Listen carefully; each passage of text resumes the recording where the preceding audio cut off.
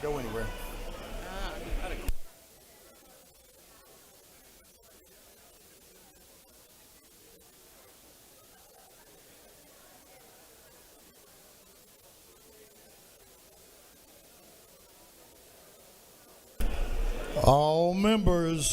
All members, please come to the floor. All members. Do you have the extra scripts? Yes, I. The hour for convening having arrived. All members will please come to the floor and take their seats. Mr. Clerk, will you ring the bell?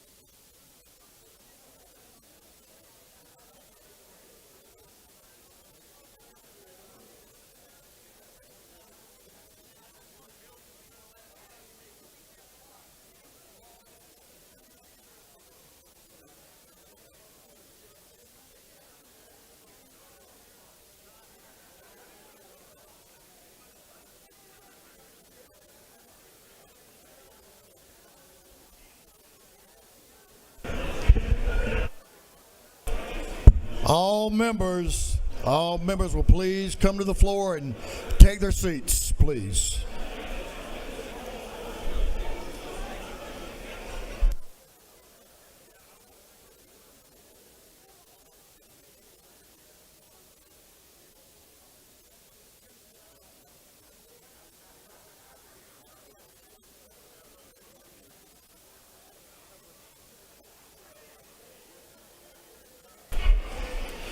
We're going to have the morning roll call. We'll have the morning roll call. All members present will please vote green to signify their presence in the chamber. And Mr. Clerk, will you unlock the machines?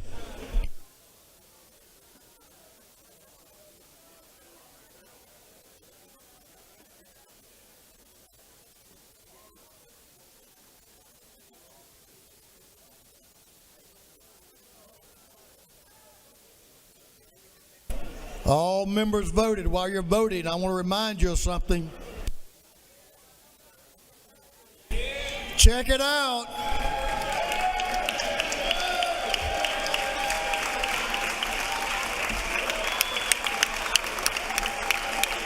As you all are aware, the House rules. We brought the trophy home there, Mr. Whip.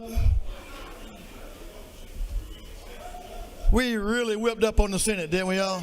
Y'all did good work. Had the best cheerleaders. Got us across the finish line. It was a great day to be a House member, like every day is. So thank y'all for everyone who participated yesterday. Whether you were on the sideline cheering and expecting and encouraging our members to do their best, and they did. So the Senate was extremely overwhelmed by the House presence, as they are on most occasions. No doubt about that. Have all members now voted?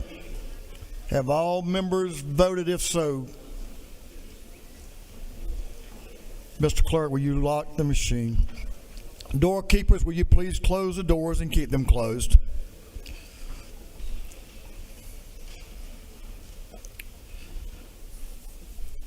As is our custom, we will begin our day with scripture reading and prayer by the chaplain, after which we will pledge allegiance to the flag of our country. Our chaplain this morning will be introduced by the gentleman from down in the 157th House District, Representative Bill Werkeiser. Representative Werkeiser.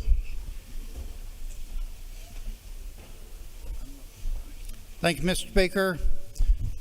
Today it's an honor for me to introduce my pastor, Brandon Newell. With him, he's got some guests, but as toddlers will often do, they're down in my office watching. So Brandon's family, his wife Grace is with him today, as well as his father-in-law, Jimmy Jimerson, along with their 2 children, Grayson and Ray. Brandon started his education at Shorter College, then went to New Orleans Theological Baptist Seminary, and has served churches in Tampa and Douglasville, Georgia. He's been our pastor for the last 2 years and has done a tremendous job. Love what he does, and not being the, I guess, traditional First Baptist, but trying to reach people of all walks in life, and has done a great job in expanding our ministry. And so it's my pleasure to have my pastor here today, Brandon Newell.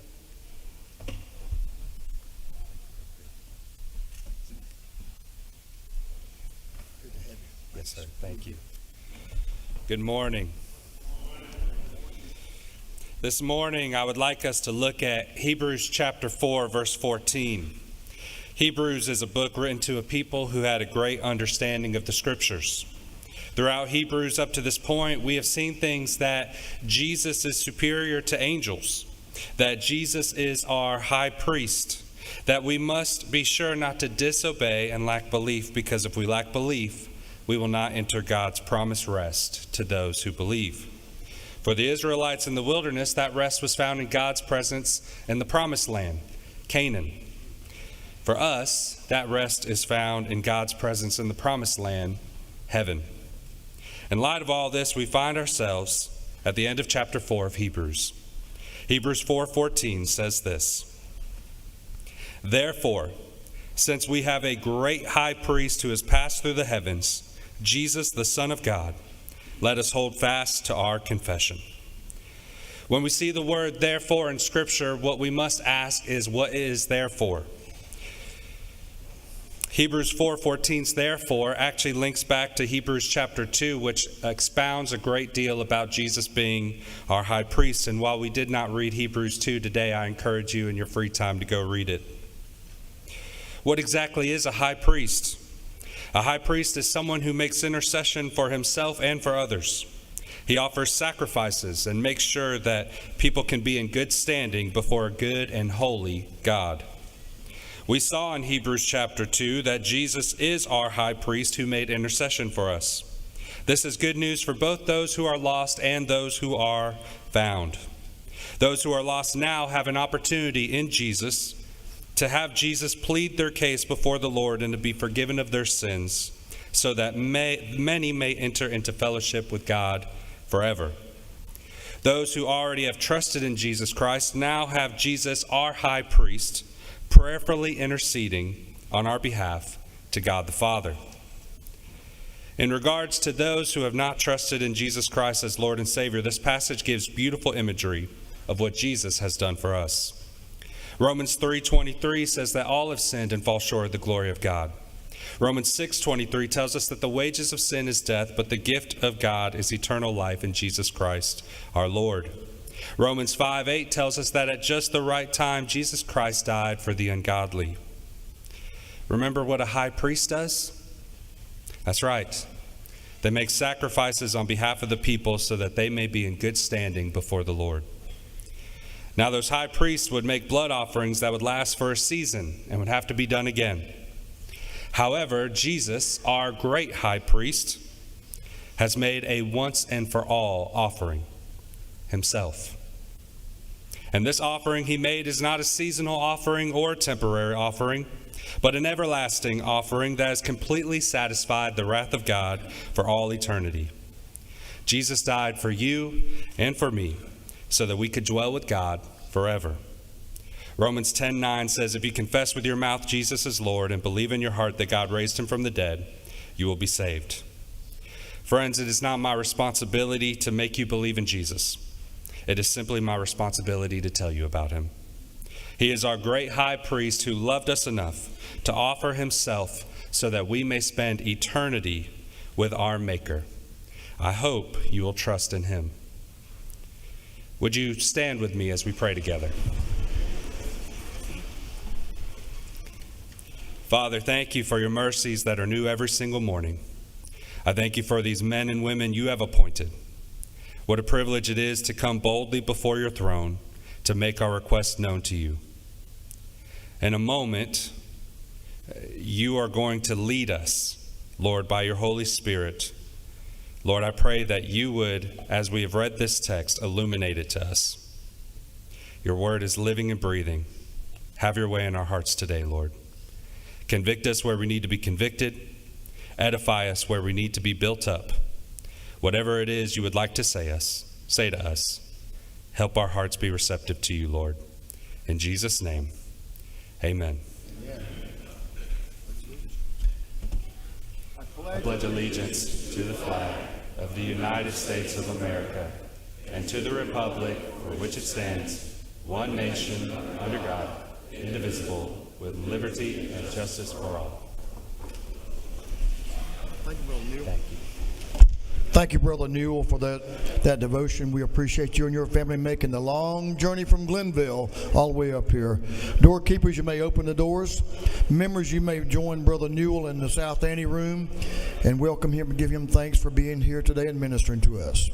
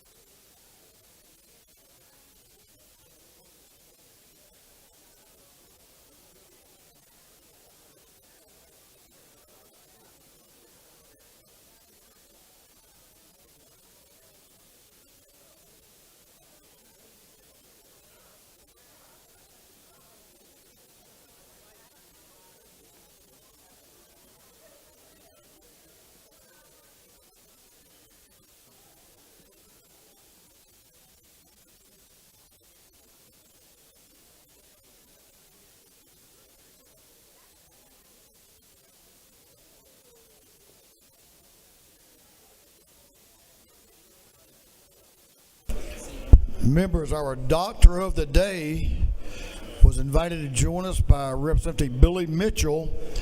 His doctor, thank you. Did you know that? Good work. Dr. Dominic Mack. Dr. Mack is downstairs. If you need some help and need to visit with the physician, he will be down in the aid room downstairs. So go down and join Dr. Mack, and we appreciate him serving us today. Chairman Hilton, the chair of the Committee on Information and Audits, is recognized. Chairman Hilton. Good morning, Mr. Speaker. Your Committee on Information and Audits has read the Journal the previous legislative day. We found it to be correct, but we had to make one minor edit to include the score of a kickball game. House 10, Senate 4, House kick, but that's in the Journal. Let's go. I think we can approve that. It was a great day. Chairman Hilton, the chair of the Committee on Information and Audits, reports that the Journal of the previous legislative day has been read and found to be correct. Is there any objection to dispense with the reading of the Journal? Hearing none, the reading of the Journal is dispensed with. Is there any objection to the confirmation of the Journal? Hearing none, the Journal is confirmed. Mr. Clerk, will you read the resolution establishing the order of business for the day? Representative Administration of the 104th moves following be established as the order of business during the first part of the period. Unanimous consents. Introduction of bills and resolutions. First reading and reference of House bills and resolutions. Second reading of bills and resolutions. Reports of standing committees. Morning orders.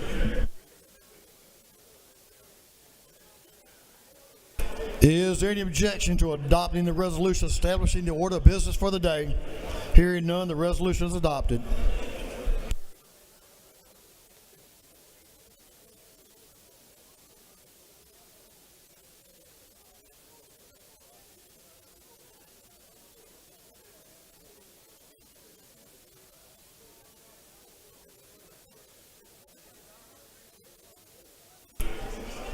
First reading of bills and resolutions. Mr. Clerk, will you read? House Bill 778 by Representative Buc-ee, the 134th bill be titled Act to Authorize the Assessment and Collection of a Technology Fee by the Magistrate Court of Upson County. Intergovernmental coordination. House Bill 779 by Representative Neal, the 79th, Bell, the 75th, Douglas, 78th, Flournoy, the 74th, Scott, the 76th, and others. Bill be titled an act to amend Article 1 of Chapter 7 and Title 44 of the Official Code of Georgia annotated relating to landlord and tenant.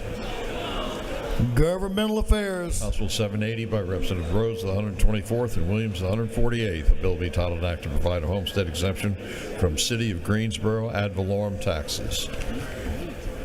Intergovernmental coordination. House Bill 781 by Representative Buc-ee, the 134th. Bill be titled an act to authorize the assessment and collection of a technology fee by the Magistrate Court of Crawford County. Intergovernmental coordination. House Bill 782 by Representative Stevens of the 164th, Petrie, the 166th, Gilliard, the 162nd, and Hitchens of the 161st. Bill be titled an act to provide a homestead exemption from Chatham County School District ad valorem taxes.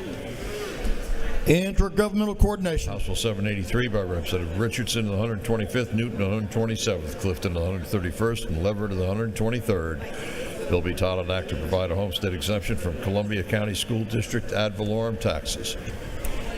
Intergovernmental coordination. House Bill 784 by Representative Richardson of the 125th, Newton of the 127th, Clifton of the 131st, and Leverett of the 123rd. Bill be titled an act to provide a homestead exemption from Columbia County ad valorem taxes. Intergovernmental coordination. House Bill 785 by Representative Dickey, the 134th. Bill be titled an act to authorize the assessment and collection of a technology fee by the Probate Court of Crawford County. Intergovernmental coordination. House Bill 786 by Representative Mathis of the 133rd. A bill be titled an act to create the Dodge County Building and Public Facilities Authority.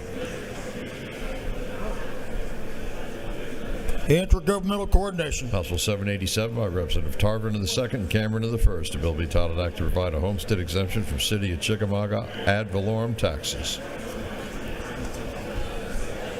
Intergovernmental coordination. House Bill 788 by Representative Stinson of the 150th. A bill be titled an act to amend an act creating a board of elections and registration for Macon County.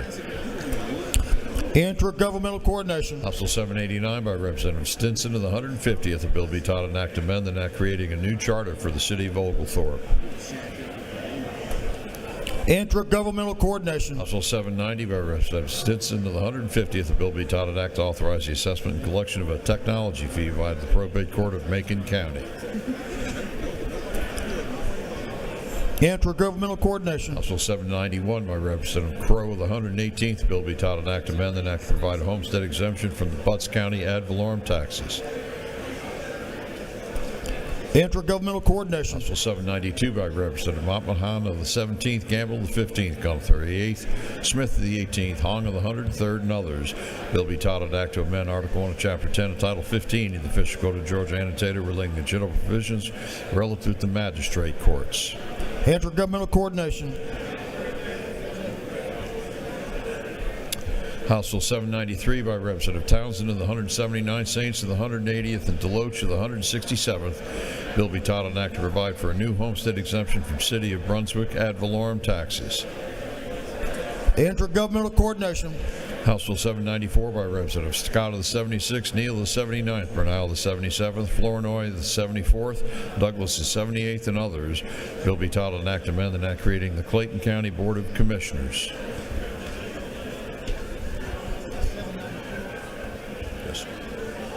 Intergovernmental coordination. House Bill 795 by Representative Cannon of the 58th, Hughley of the 141st, Gilliard of the 162nd, Miller of the 62nd, Berry of the 56th. Bill be titled an act to amend Article 1 of Chapter 2A, Title 31 of the Official Code of Georgia annotated relating to the Department of Public Health.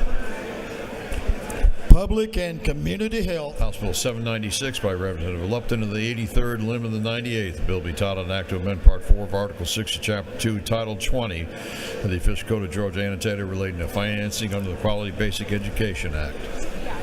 Education.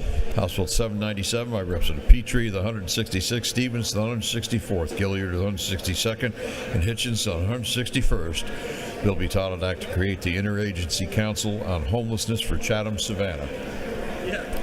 Intergovernmental coordination. House Bill 798 by Representative Mathiak of the 82nd Camp of the 135th. Bill be titled an act to amend an act establishing the State Court of Spalding County.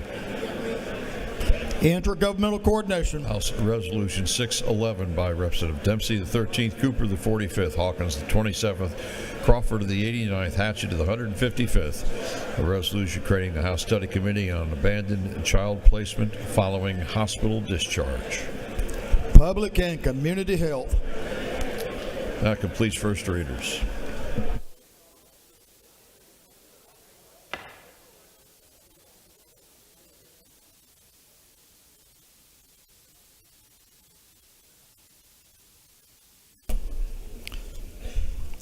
Second reading of bills and resolutions. The clerk will read. House Bill 767 by Representative McLean of the 109th, Hilton of the 48th, Beckles of the 96th, Donatucci of the 105th, Martinez of the 111th, and others. A bill to amend an act providing for the election of the Board of Education of Gwinnett County. House Bill 768 by Representative Reeves of the 99th, Abstraction of the 104th, Hong of the 103rd, Clark of the 108th, Okoye of the 102nd, and others. A bill to amend an act to continue and recreate the State Court of Gwinnett County. House Bill 769 by Representative Reeves of the 99th, Abstraction of the 104th, Hong of the 103rd, Clark of the 108th, Mitchell of the 88th, and others. A bill to amend an act creating the Gwinnett Judicial Circuit and providing for its powers, duties, jurisdiction, and officers. House Bill 770 by Representative Reeves of the 99th, Abstraction of the 104th, Hong of the 103rd, Clark of the 108th, Beckles of the 96th, and others. A bill to amend an act creating the Gwinnett Judicial Circuit and providing for its powers, duties, jurisdiction, and officers. House Bill 771 by Representative Thomas of the 21st, Ridley of the 22nd, Scoggins of the 14th, Jones of the 47th, Jaspers of the 11th, and others. A bill to amend an act providing a homestead exemption from Cherokee County School District ad valorem taxes. House Bill 772 by Representative Ramon of the 97th, Beckles of the 96th, Lim of the 98th. The bill to amend an act to increase the homestead exemption from city of ad valorem taxes for residents of the city of Norcross who own and occupy their residence. House Bill 773 by Representative McQueen of the 61st, Barry of the 56th, Bell of the 75th, Scott of the 76th, Burnell of the 77th, and others. A bill relating to retirement and pensions. House Bill 774 by Representative Crawford of the 89th, Drenner of the 85th, Mitchell of the 88th, Barnes of the 86th, Oliver of the 84th, and others. A bill to authorize the assessment and collection of a technology fee by the Probate Court of DeKalb County. House Bill 775 by Representative Crowe of the 118th. A bill to amend an act to provide a homestead exemption from Butts County School District ad valorem taxes for educational purposes.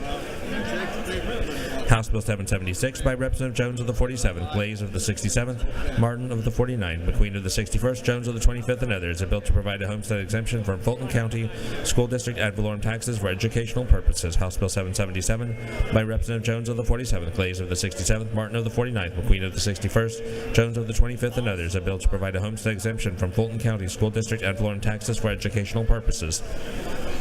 House Resolution 590 by Representative Dickey of the 134th, Parsons of the 44th, Martin of the 49th, Williams of the 37th, Anderson of the 10th. A resolution creating the House Study Committee on Telecommunication Services and Programs for the Hearing and Visually Impaired. House Resolution 591 by Representative Cannon of the 58th, Bennett of the 94th, Miller of the 62nd, Hughley of the 141st, Schofield of the 63rd. A resolution recognizing March 14, 2025 as Black Midwives Day. House Resolution 592 by Representative Newton of the 127th. A resolution creating the House Study Committee on Non-Compete Clauses in Physician Contracts. House Resolution 593 by Representative Newton of the 127th, Taylor of the 173rd, Green of the 154th, Hawkins of the 27th, Williams of the 168th. Resolution creating the House Study Committee on Maternal, Prenatal, and Pediatric Care Access and Funding. Through second readers.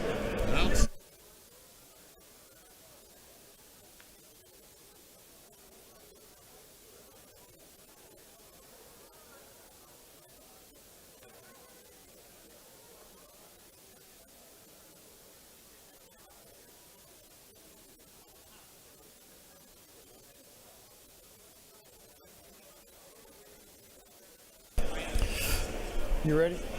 Reports of standing committees. Mr. Clerk, will you read? Representative Robert Dickey, the 134th District Chairman of the Committee on Agriculture and Consumer Affairs, submitted the following report. Mr. Speaker, your Committee on Agriculture and Consumer Affairs has had under its consideration following bills of the Senate and has instructed me to report the same back to the Senate with the following recommendations. Senate Bill 105, do pass by substitute. Senate Bill 112, do pass. Senate Bill 201, do pass by substitute. Respectfully submitted, Representative Robert Dickey of the 134th District Chairman. Representative Williams, the 148th District, Chairman of the Committee on Banks and Banking, submitted the following report. Mr. Speaker, your Committee on Banks and Banking has had under its consideration following bills of the Senate. It has instructed me to report the same back to the House with the following recommendation. Senate Bill 119, due pass, respectfully submitted. Representative Williams, the 148th District, Chairman. Representative Tarver, of the 2nd District, Chairman of the Committee on Budget and Fiscal Affairs Oversight, submitted the following report. Mr. Speaker, your Committee on Budget and Fiscal Affairs Oversight has had under its consideration following bills of the Senate. It has instructed me to report the same back to the House with the following recommendations.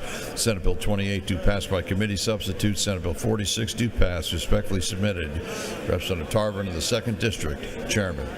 Representative Victor Anderson of the 10th District, Chairman of the Committee on Governmental Affairs, submitted the following report. Mr. Speaker, your Committee on Governmental Affairs has had under its consideration following bills of the Senate. It has instructed me to report the same back to the House with the following recommendations. Senate Bill 12, due pass by committee substitute. Senate Bill 199, due pass. Senate Bill 284, due pass. Respectfully submitted. Representative Victor Anderson of the 10th District, Chairman. Representative Hawkins, the 27th District, Chairman of the Committee on Health, submitted the following report. Mr. Speaker, your Committee on Health has had under its consideration the following bills of the Senate. It has instructed me to report the same back to the House with the following recommendations. Senate Bill 130, due pass. Senate Bill 72, due pass. Senate Bill 140, due pass. Senate Bill 195, due pass. Respectfully submitted. Representative Hawkins, the 27th District, Chairman. Representative Chuck Martin of the 49th District, Chairman of the Committee on Higher Education, submitted the following report. Mr. Speaker, your Committee on Higher Education has had under its consideration the following bills of the Senate. It has instructed me to report the same back to the House with the following recommendations. Senate Bill 20, due pass. Senate Bill 180, due pass. Respectfully submitted. Representative Chuck Martin of the 49th District, Chairman. Representative Mandy Ballinger, the 23rd District, Chairman of the Committee on Judiciary Juvenile, submitted the following report. Mr. Speaker, your Committee on Judiciary Juvenile has had under its consideration following bill of the Senate. It has instructed me to report the same back to the House with the following recommendations. Senate Bill 259, due pass, respectfully submitted. Representative Mandy Ballinger, the 23rd District, Chairman. Representative Tyler Paul Smith of the 18th District, Chairman of the Committee on Judiciary Non-Civil, submitted the following report. Mr. Speaker, your Committee on Judiciary Non-Civil has had under its consideration following bills of the Senate. It has instructed me to report the same back to the House with the following recommendations. Senate Bill 42, due pass. Senate Bill 207, due pass. Respectfully submitted. Representative Tyler Paul Smith of the 18th District, Chairman. Representative Sharon Cooper of the 45th District, Chairman of the Committee on Public and Community Health, submitted the following report. Mr. Speaker, your Committee on Public and Community Health has had under its consideration the following bill of the Senate. Has instructed me to report the same back to the House with the following recommendation. Senate Bill 233, due pass. Respectfully submitted. Representative Sharon Cooper of the 45th District, Chairman.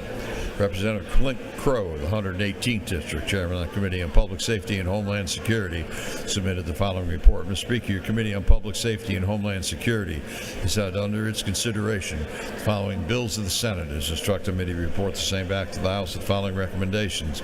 Senate Bill 56, due pass. Senate Bill 99, due pass by committee substitute. Senate Bill 147, due pass by committee substitute. Respectfully submitted. Representative Clint Crow of the 118th District, Chairman. Representative Alan Powell of the 33rd District, Chairman of the Committee on Regulated Industries, submitted the following report. Mr. Speaker, your Committee on Regulated Industries has had under its consideration the following bills of the Senate. Has instructed me to report the same back to the House with the following recommendations. Senate Bill 213, due pass. Senate Bill 220, due pass. Senate Bill 241, due pass. Respectfully submitted. Representative Alan Powell of the 33rd District, Chairman. Representative Jones of the 25th District, Chairman of the Committee on Technology, Infrastructure, and Innovation, submitted the following report. Mr. Speaker, your Committee on Technology and Infrastructure Innovation has had under its consideration the following bill of the Senate. Has instructed me to report same back to the House with the following recommendation. Senate Bill 9, to pass by committee substitute. Respectfully submitted. Representative Jones of the 25th District, Chairman. Representative Shaw Blackman of the 146th District, Chairman of the Committee on Ways and Means, submitted the following report. Mr. Speaker, your Committee on Ways and Means has had under its consideration following resolutions of the House. It has instructed me to report the same back to the House with the following recommendations. House Resolution 192, due pass by committee substitute. House Bill 317, due pass. Respectfully submitted. Representative Shaw Blackman of the 146th District, Chairman. That completes the reading of the reports of standing committees.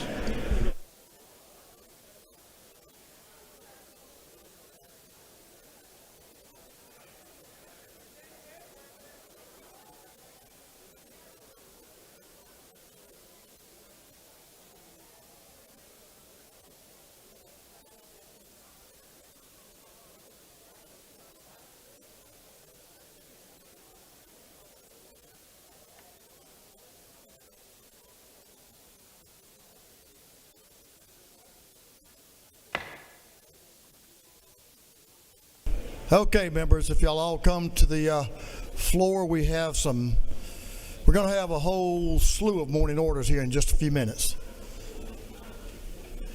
But we're going to take up an invite resolution that's special to our state, special to our country. So I'm going to ask all members, come to the floor. If you have conversations that need to occur, take them to the ante room. That one's empty. I can see that one. They have food out there, so go enjoy yourself and go talk.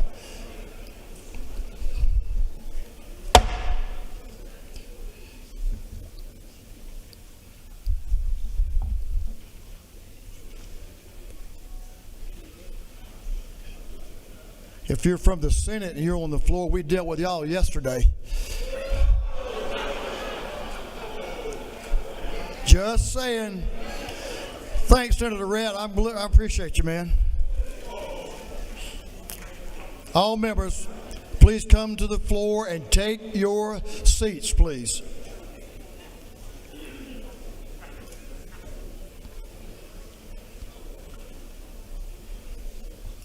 Come on.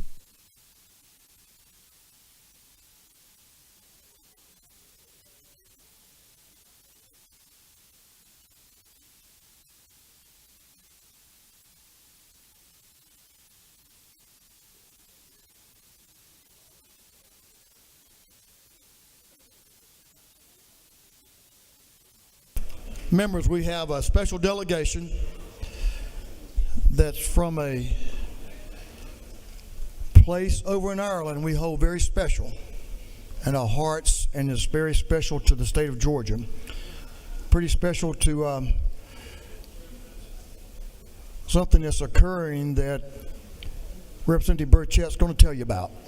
So, Mr. Clerk, will you read a caption to a resolution? Resolution by Representative Burchett of the 176th, honoring the esteemed delegation from Wexford, Ireland, upon their visit to the Georgia state capitol. The whip, Representative James Burchett, is recognized to speak to the resolution and introduce our guest. Thank you, Mr. Speaker. Colleagues, I rise before you to ask for your support of Senate Bill. No, that's the wrong one.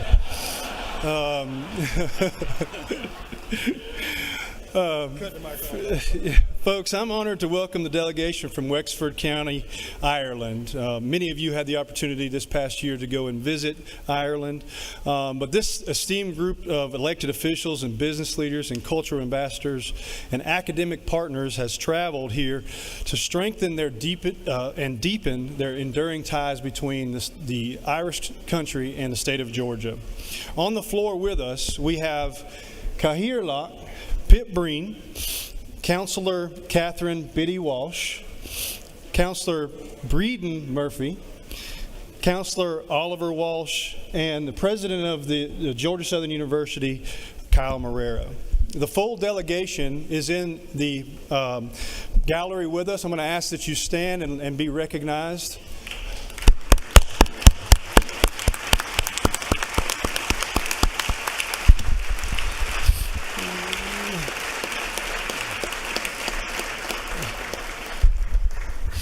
This year marks the 180th anniversary of the Dunbrody ship's first commercial voyage from Wexford to Savannah, a testament to our long-standing economic ties. Interestingly, one of our own colleagues, Chairman Petrie, had 3 stowaways on the Dunbrody. That's why Chairman Petrie is here today, because of those 3 stowaways that made it to Savannah, Georgia. Today's initiative, like the Trade Bridge Partnership and Georgia Southern University's Wexford campus, continue to expand the opportunities for collaboration and innovation between us both.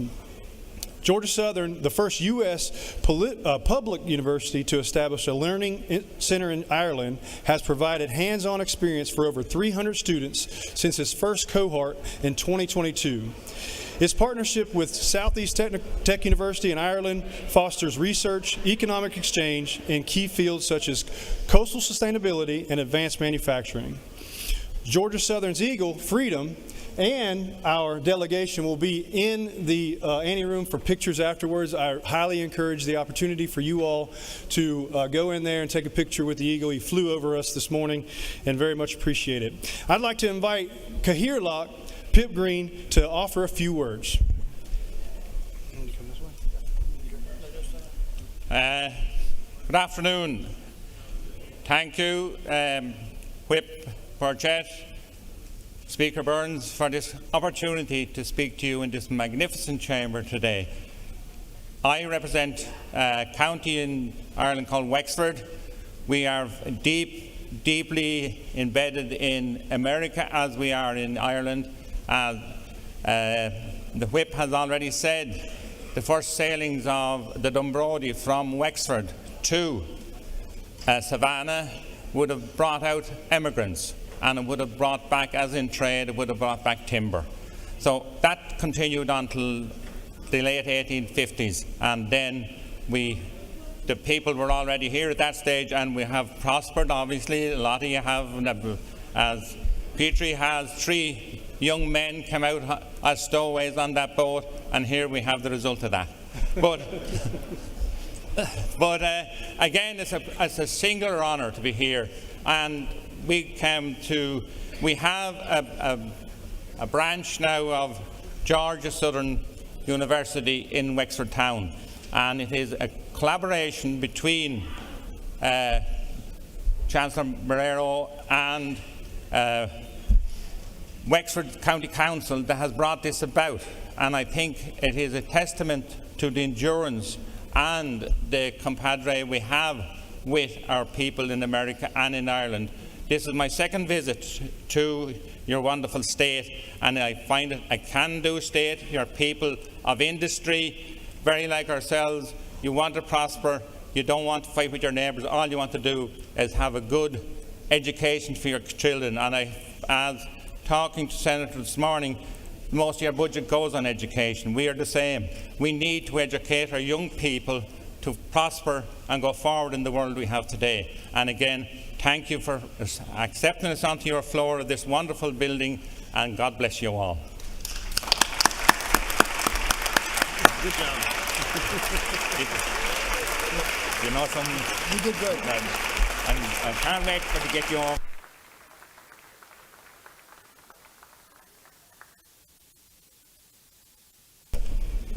Pip, thank you, and the entire delegation for being here. Thank y'all. Safe travels back home, and we appreciate you being here. And God bless you all, and thank you for helping build our relationship between Ireland and these United States, but especially Georgia. Thank you.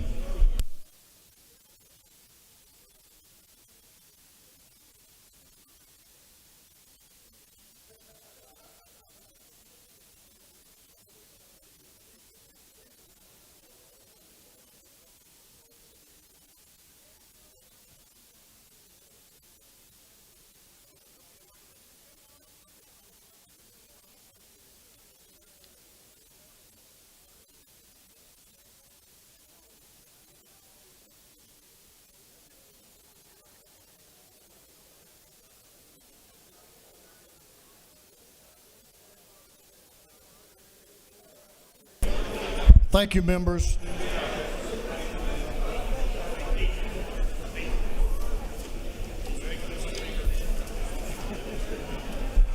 Thank you, President Marrero.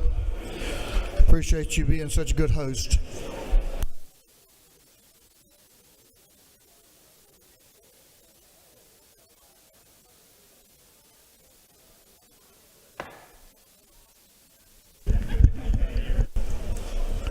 Members, we have another invite resolution. I think it's probably a place many of you have visited. Buc-ee's. Pretty cool spot, right? Representative Cameron, what is that? Some jerky? Oh yeah, I thought that's what that was.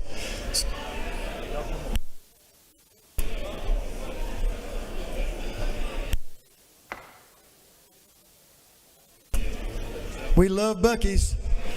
Members, if I can get your attention, please, we're going to have another invite resolution.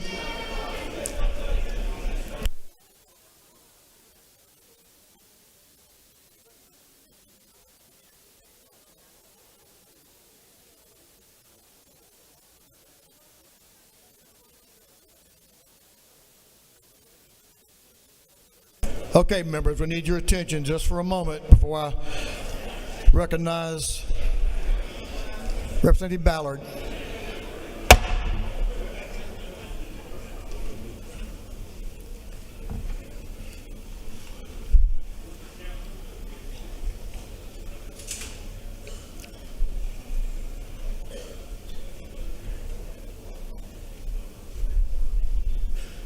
Mr. Clerk, will you read the resolution, House Resolution 504, if you'll read the caption.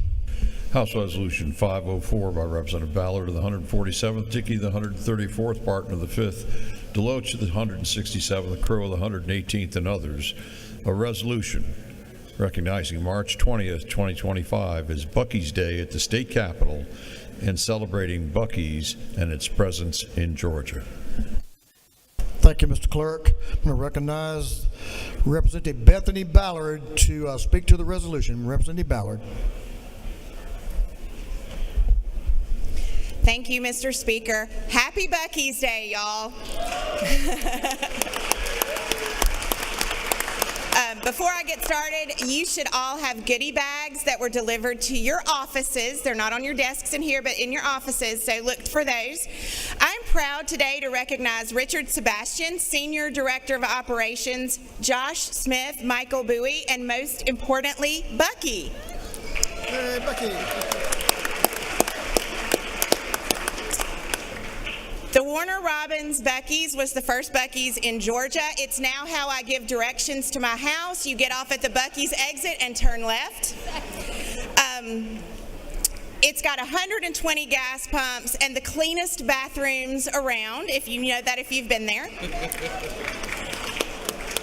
More than that, though, Buc-ee's is a valued community partner. They have great jobs, great benefits, and it's a place for people to eat and gather. It is the place to be on a Houston County Friday night after football games. All the teenagers go because what do you need at 11 o'clock? You need slushies and candy and beef jerky. Georgia currently has 2 Buc-ee's locations, one in Warner Robins, one in the Calhoun area. 2 more are coming in Brunswick and Monroe County. I am honored today to present the Buc-ee's team with this resolution, honoring their commitment to Georgia and recognizing them for all the great things they do in our communities. I'm not going to read it all, but I will read one part of it. Whereas Georgia travelers and travelers through Georgia deserve a safe, well-lit place to stop, shop, refuel, and rest, and they can happily say, meet me at Buc-ee's 24 hours a day, 365 days a year. Thank you. We can get pictures later. I know you will all want pictures in the anteroom in just a few minutes. And Mr. Sebastian, if you would like to come up and squeeze up and say a few words, and I'll present this to you. On behalf of Buc-ee's, I just wanted to say thank you. We are currently in 9 states, and you're the first state that has done this for us, so thank you, Georgia. And based on our results at Warner Robins and Calhoun, and I'm sure in New Brunswick, starting August 4th, all I can sum it up in 3 words. Buc-ee's loves Georgia. Thank you.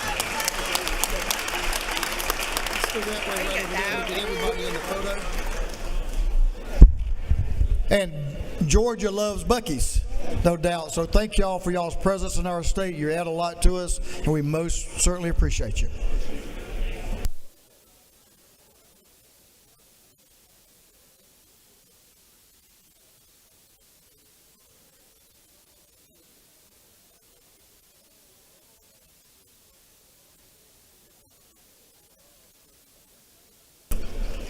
Members, you may join our Representative Ballard and our friends from Buc-ee in the South Anteroom and get some pretty cool photos there. We appreciate y'all.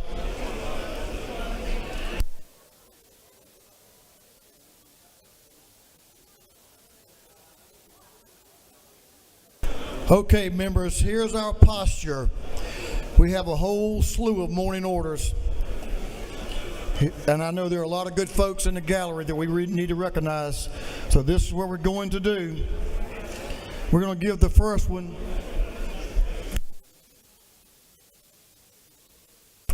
We're going to give the first one a little bit longer because it's and I want members to pay attention and stand, if you will. When I recognize, you don't stand yet, I'm going to recognize Chairman Stevens. Here's what we're going to do. We're going to set the timer at 45 seconds. The light's going off at 45. Your mic will go off at 1 minute. So you need to get it done when you get up there, and certainly give adequate recognition to our friends in the gallery. We could be here till midnight.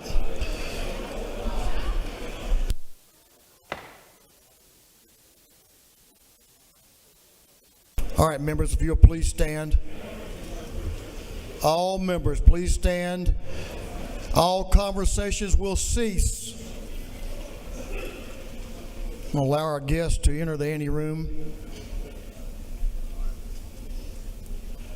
Doorkeepers, will you encourage our guests to move into the anteroom?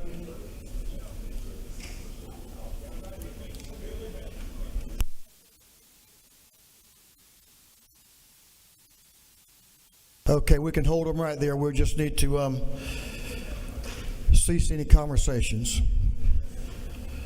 Chairman Stevens is recognized for a morning order. It's a very important one. Thank you, Mr. Speaker. Members of the House, today you may remember back December, first part of December, we had the death of a very fine friend of mine, Mr. Steve Minsk. We have his family here today and a lot of folks that are here in the film industry. You might recall way back in 2005, Chairman Parrish over here started this ball rolling down the hill and rolling up the hill sometimes for this industry. And Steve Minsk is with the Tyler Perry Studios. He's got a lot of folks here from the Tyler Perry Studios as well. But I specifically wanted to mention their family. Dana Lee, if you will, is his wife is here, and I think she's coming over from the Senate. And of course the three children as well.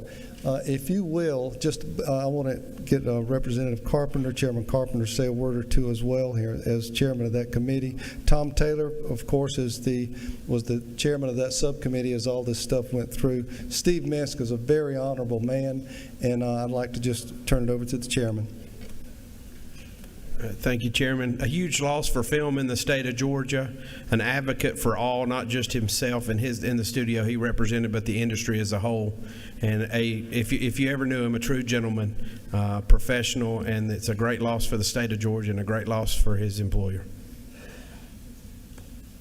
If I can, Mr. Chairman and Mr. Speaker, again, Dana Lee is here, Charles, Adelena, both the twins, and Josephine, and with their family, but with the family of the film industry. And for those of you that made all this happen, as you see Steve and his family up here, can we just have just one moment of silence, please?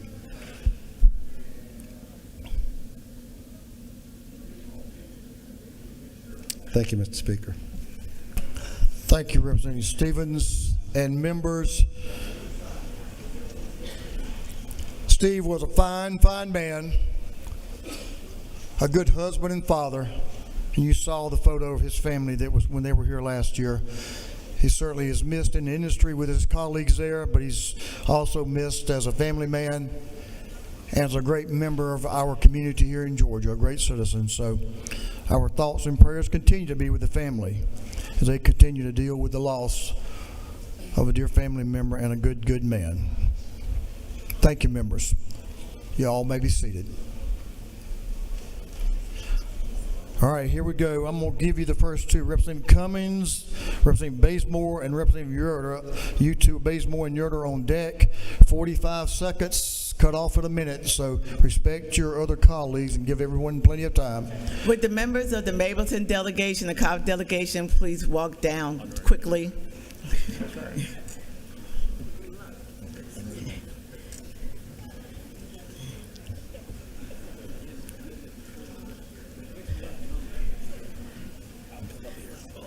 I'd like to welcome today the citizens of Mableton. Will you please stand? Mableton, as you know, is a new city that was voted in 2022. And for the past 2 years, they have been doing a lot of work to come into fruition and to get everything in place. I don't see the mayor up there, but I want to congratulate everyone's hard work. And yes, we will be on time for getting all the services in place. So happy Mableton Day. Thank you. Thank you, Representative Cummins. Welcome, folks from Mableton. What a cool name. I think that's one of the best names I know of, Mableton. That's all right. Thanks for being here, and thanks for what you're doing in your city. Representative Bazemore is recognized for a morning order. You have friends, or you have friends. All right. Friends. I would like everyone from the Fayette County delegation to come up, and all teachers. You can come up. Why can't I have to get started? All teachers, yes. So today, first of all, I want to thank President Joe Biden for having one of our own at the Capitol in D.C. and recognizing her as the Teacher of the Year last year. She was recognized at the White House, and I said, wait a minute, she's one of ours. We have to recognize her here and show her the love that we have for her and her teaching and the kids that she touched, the parents and everyone.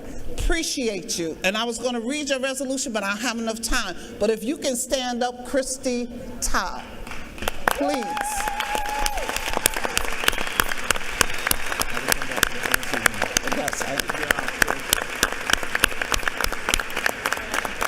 And please come down to the Anna Room so that we can get pictures with you. Thank you, Mr. Speaker. Thank you. Congratulations. That's quite the honor. I'm sure you're doing a great job, obviously, to get that recognition. So thank you for what you're doing for our students. And congratulations again. Thanks for being with us. Representative Yerter is recognized for a morning order. Thank you, Mr. Speaker. I'm here today to recognize the Georgia Forestry Commission for serving the state of Georgia. The Georgia Forestry Commission works diligently to provide leadership services, education to protect and conserve Georgia's forest resources. The Commission assists public and private landowners and establish practices of prescribed burning and other aspects of help to these timber owners. I want to recognize some folks for some special awards. They're over here in the gallery to my right. You guys stand up.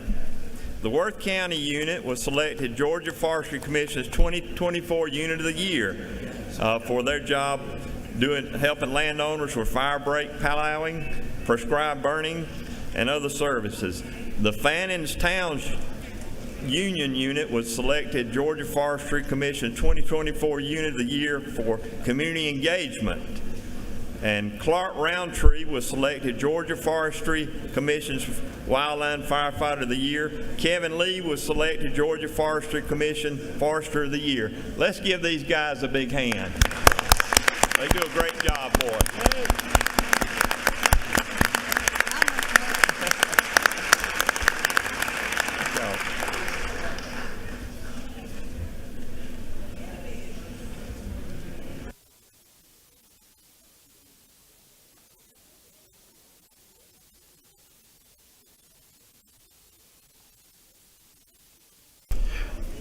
Representative Lupton is recognized for morning order. Thank you, Matt. Thank you, Speaker. I'm here to honor a 40-year story here in Atlanta. Moving in the Spirit was founded in 1986 and for nearly 40 years has been transforming the lives of Atlanta's youth through dance. This is an award-winning creative youth development program that uses the discipline of dance to help children and teens develop the social, emotional, and cognitive skills they need to thrive. In 2005, Moving in the Spirit was recognized recognized at the White House as one of the top youth development programs in the nation. And in 2021, MITS, as they're affectionately known, opened a $10 million performing arts center at MARTA's Edgewood and Candler Park development. And from there, it continues to reach thousands of children, youth, and families. I'd like to honor Shalandra Henry, their executive director, and Aaron Weller-Dalton, director of marketing and communications, for moving in the spirit. Thank you for being here today. Stand up. Thank you. Thank you, Mr. Speaker. Thank you. Welcome to the House. We're glad to have you here. Representative Lim. Representative Marvin Lim is recognized. Thank you, Mr. Speaker. Representative Jasmine Clark and I are so happy to welcome Lilburn Middle School here today. And they're actually here, not running to catch a bus, so I'd ask them to wave. I think I see them over there. Hi, Mr. Doyne. Now, we obviously do not pick favorites among our schools, but we can say how deeply we appreciate Lilburn Middle students who in the past year were recognized as math leaders by the Georgia Department of Education and showed growth across all grade levels. No easy feat. And we deeply appreciate their staff, with whom I was personally privileged to work in this past year to bring everything from epilepsy training after we in the General Assembly passed SB 45, violence prevention, and just this past month, programming around body image.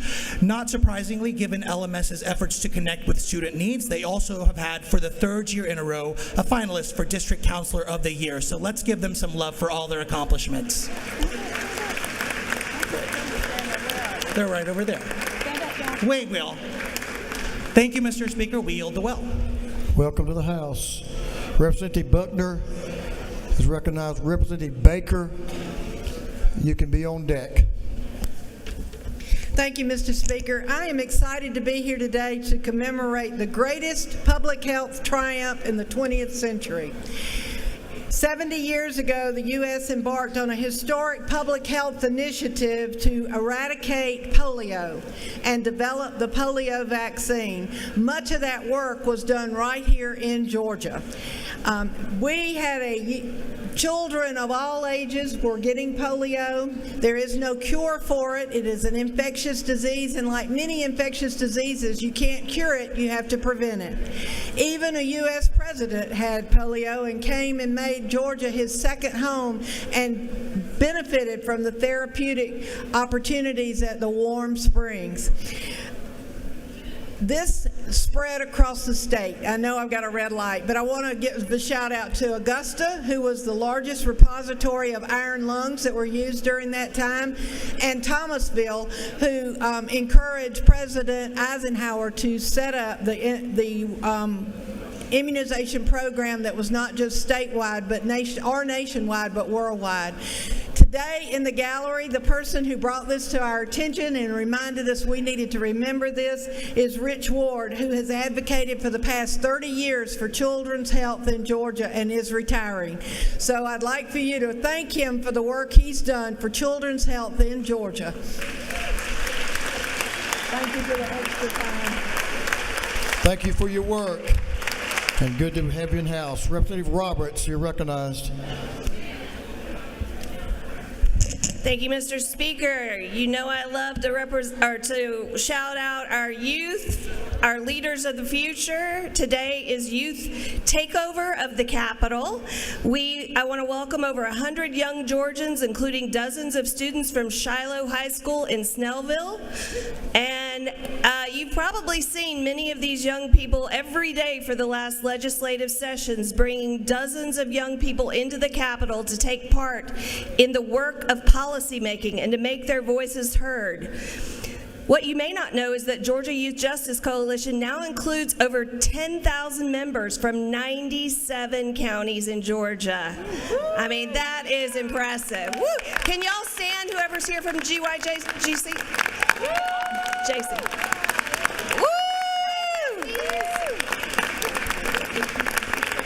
Let's welcome the next generation of Georgia's leaders right there, y'all. Thank you. Thank you, Representative. Welcome to the People's House. That's our future. Representative Park Cannon, while you're up here, you're recognized.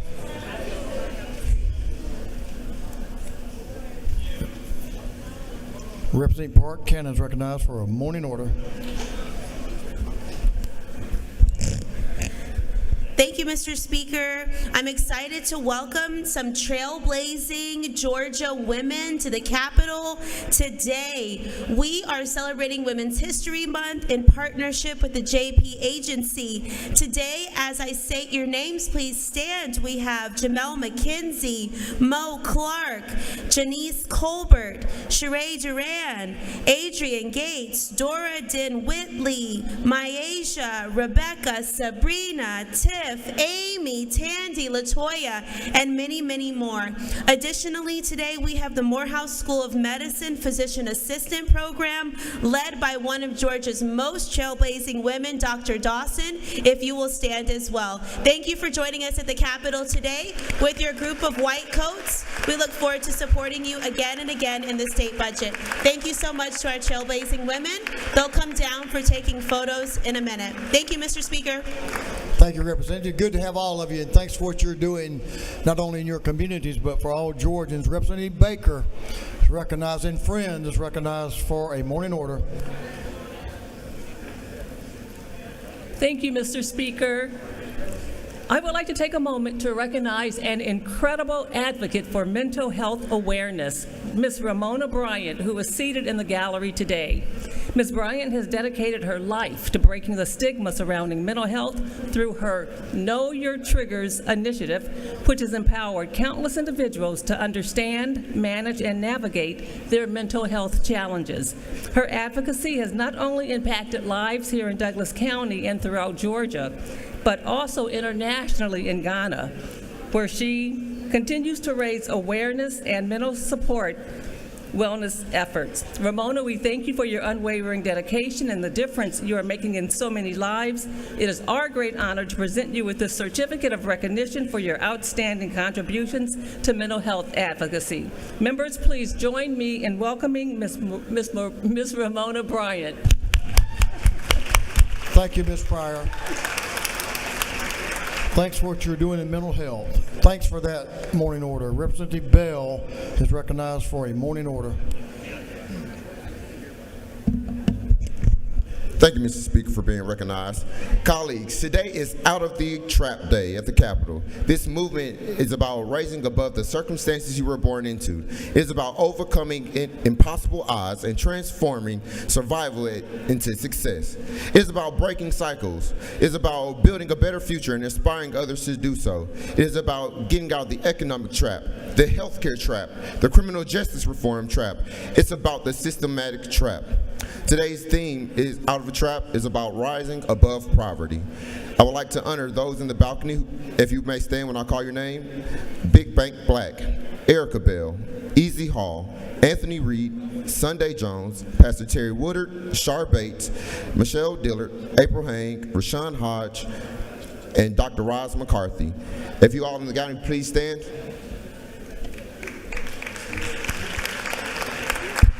Thank you, Mr. Speaker. I yield the will.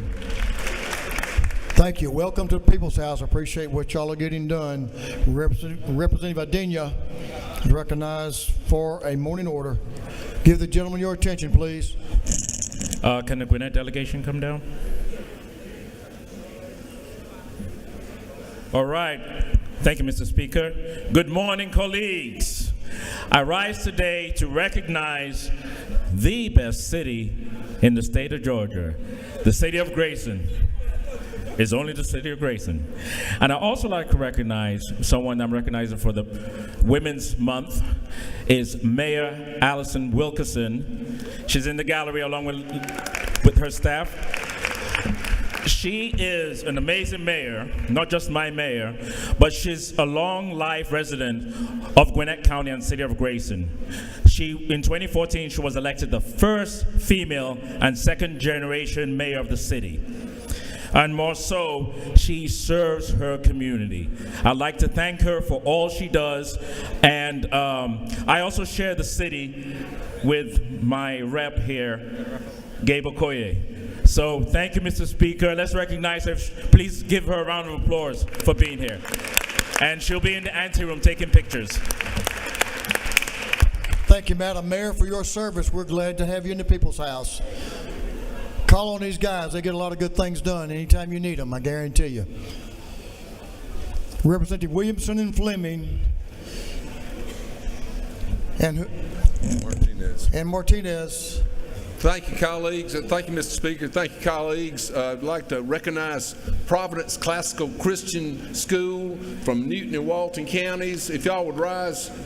These fifth graders are learning all about the three legs of government. They're here today at their capital learning about democracy at a very young age. So welcome. Colleagues, if you don't mind, let's give them a standing ovation. Thank you, Mr. Speaker.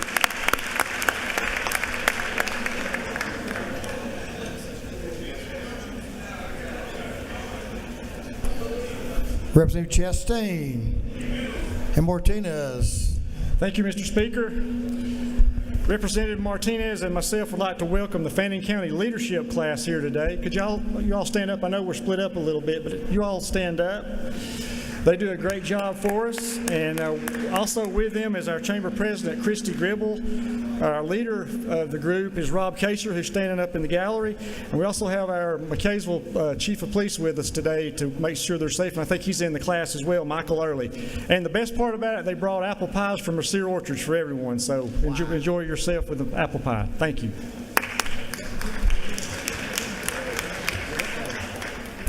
Representative McQueen, recognized for a morning order.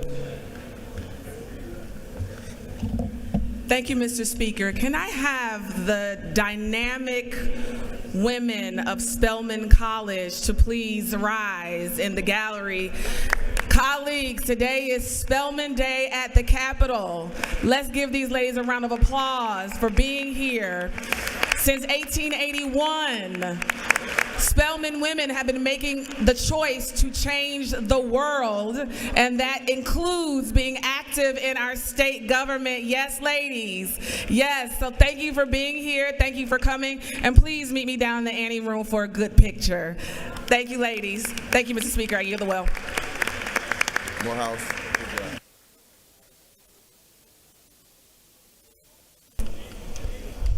Representative Vance Smith is recognized for a morning order. Thank you, Mr. Speaker. I would like to welcome 5 great young professionals from Harris County. They're on the back row in the gallery. I appreciate them coming for a great visit today at the Capitol. Ladies and gentlemen, they are the future of the state of Georgia, and we're certainly glad to have them with us. Y'all stand up just a minute. Help me recognize these 5 young professionals. Thank you. Thank you, Mr. Speaker.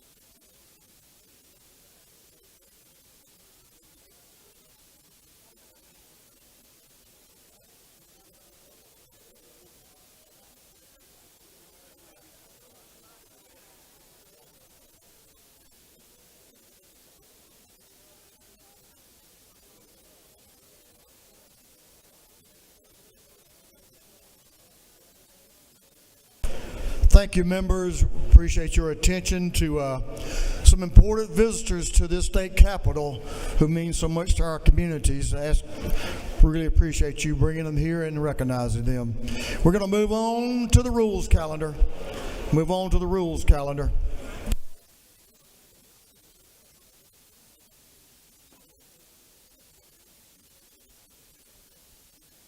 Moving on to the rules calendar. Mr. Clerk, will you read the caption to Senate Bill 153? Senate Bill 153 by Senator Hatchett to the 50th and others to be entitled an act to amend the official code of Georgia annotated so as to revise, modernize, correct errors or omissions in, and reenact the statutory portion of said code as amended and furtherance the work of the Code Revision Commission. This bill having referred to the Committee on Code Revision, that committee recommends that this bill do pass by committee substitute.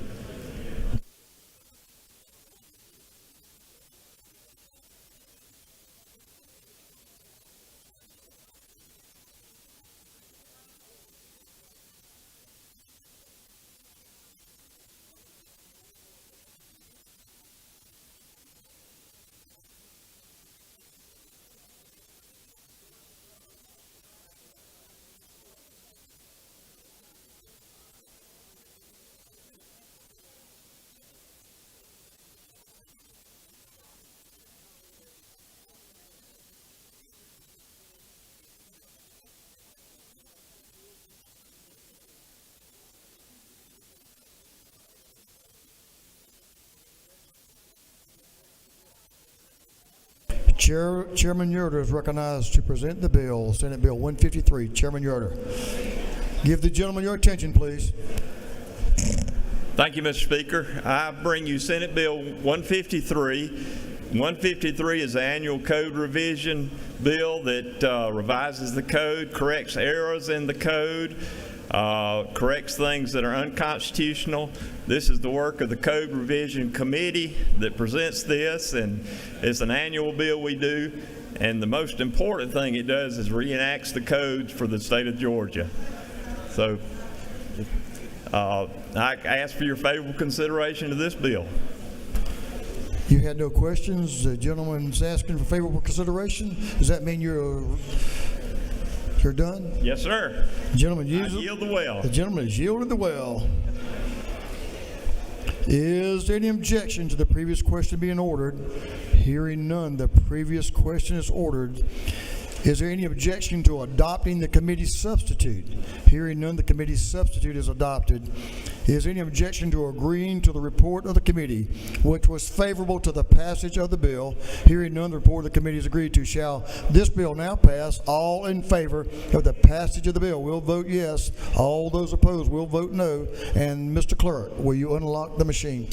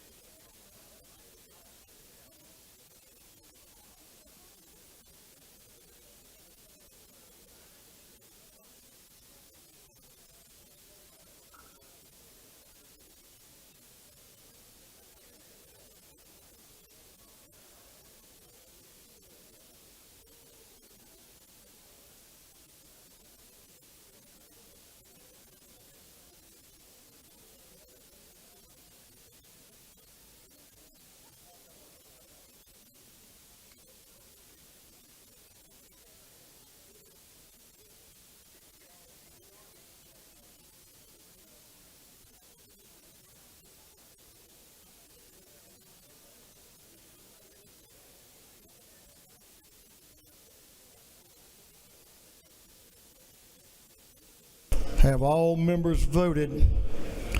If so, Mr. Clerk, will you lock the machine? On the passage of Senate Bill 153, the yeas are 169, the nays are 0. This bill, having received the requisite constitutional majority, is therefore passed. Mr. Clerk, will you read the caption to Senate Bill 252. Senate Bill 252 by Senator Halpern, the 39th, and others, to be entitled an act to amend Chapter 37 and Title 36 of the Official Code of Georgia Annotated, relating to the acquisition and disposition of real and personal property generally, so as to provide for conveyance of municipal property interests to independent school systems. This bill having been referred to the Committee on Intergovernmental Coordination, that committee recommends that this bill do pass by committee substitute. Representative Betsy Holland is recognized to present the bill. Representative Holland. Thank you, Mr. Speaker. Colleagues, I bring you Senate Bill 252. This is a land conveyance bill. It simply allows for the city of Atlanta to transfer property to Atlanta Public Schools and vice versa in a no-loss land swap. So there will never result in a net loss for the exchange. The reason we need this in a general bill is that we have codified that a municipality with over 300,000 people must do this in a general bill, and Atlanta is the one city that has that population. And with that, I will ask for your favorable consideration. I will. Oh, he said he was going to. You do have a question if the lady will yield? Yes, I will. Representative Al Williams to your left is recognized for a question. Oh, no. Thank you, Mr. Speaker. Does the lady yield? Of course, for my colleague. Sitting here on the front row, I'm just pondering my memory. Is this your first bill? Oh, the gentleman may be mistaken. While this is my first time presenting a bill in the well, this is the bill of Senator Sonia Halpern. But this is your first time presenting a bill in the well. Yes, sir. You've done an excellent job. Thank you. See you soon. Thank you. Mr. Speaker, if there are no more questions, I would be happy to yield the well. The lady, let's see, you survived that question. You're doing well. I did have a couple of questions, but you answered them. You did a nice job of presenting the bill. Thank you, Mr. Speaker. If you're done, I think they're done with you right now. Excellent. Colleagues, I ask for your favorable consideration, and I yield the well. The lady has yielded well. Good job, good bill. Thank you. Thank you, Representative Williams, for making that point. Is there any objection to the previous question being ordered? Hearing none, the previous question is ordered. Is there any objection to adopting the committee substitute? Hearing none, the committee substitute is adopted. Is there any objection to agreeing to the report of the committee, which was favorable to the passage of the bill? Hearing none, the report of the committee is agreed to. Shall this bill now pass? All those in favor of passage of the bill will vote yes. All those opposed will vote no. And Mr. Clerk, will you unlock the machine?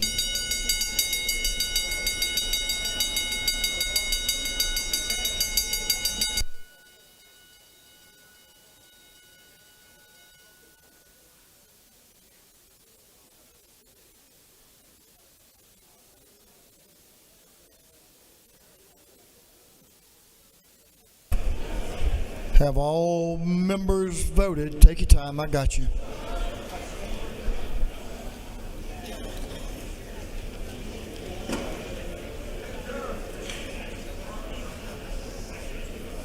All members voted? If so, Mr. Clerk, will you lock the machine?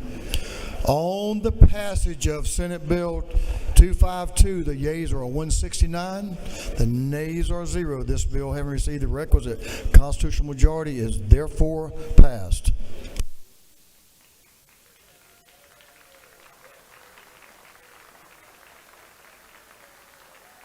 Good job, Representative Holland. We don't see that often, do we?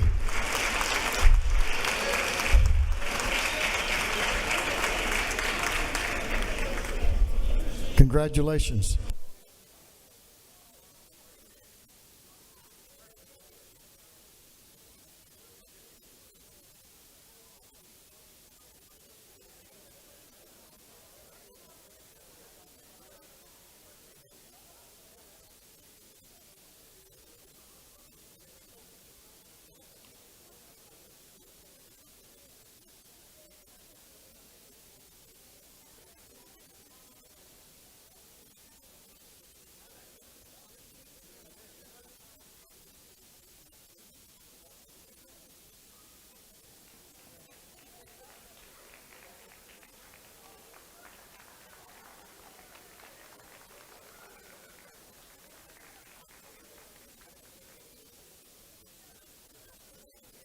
Good work, members, good work. We're ready to move on to the rules calendar a little bit further. Mr. Clerk, will you read a caption to Senate Bill 68? Senate Bill 68 by Senator Kennedy, the 18th, and others being titled an act to amend Titles 9, 1340, and 51 of the Official Code of Georgia Annotated relating to civil practice, contracts, motor vehicles, and torts, respectively, so as to provide for substantive and comprehensive revisions and provisions regarding civil practice, evidentiary matters, damages, and liability and torts actions. This bill having referred to the Committee on Rules, that committee recommends that this bill do pass by committee substitute.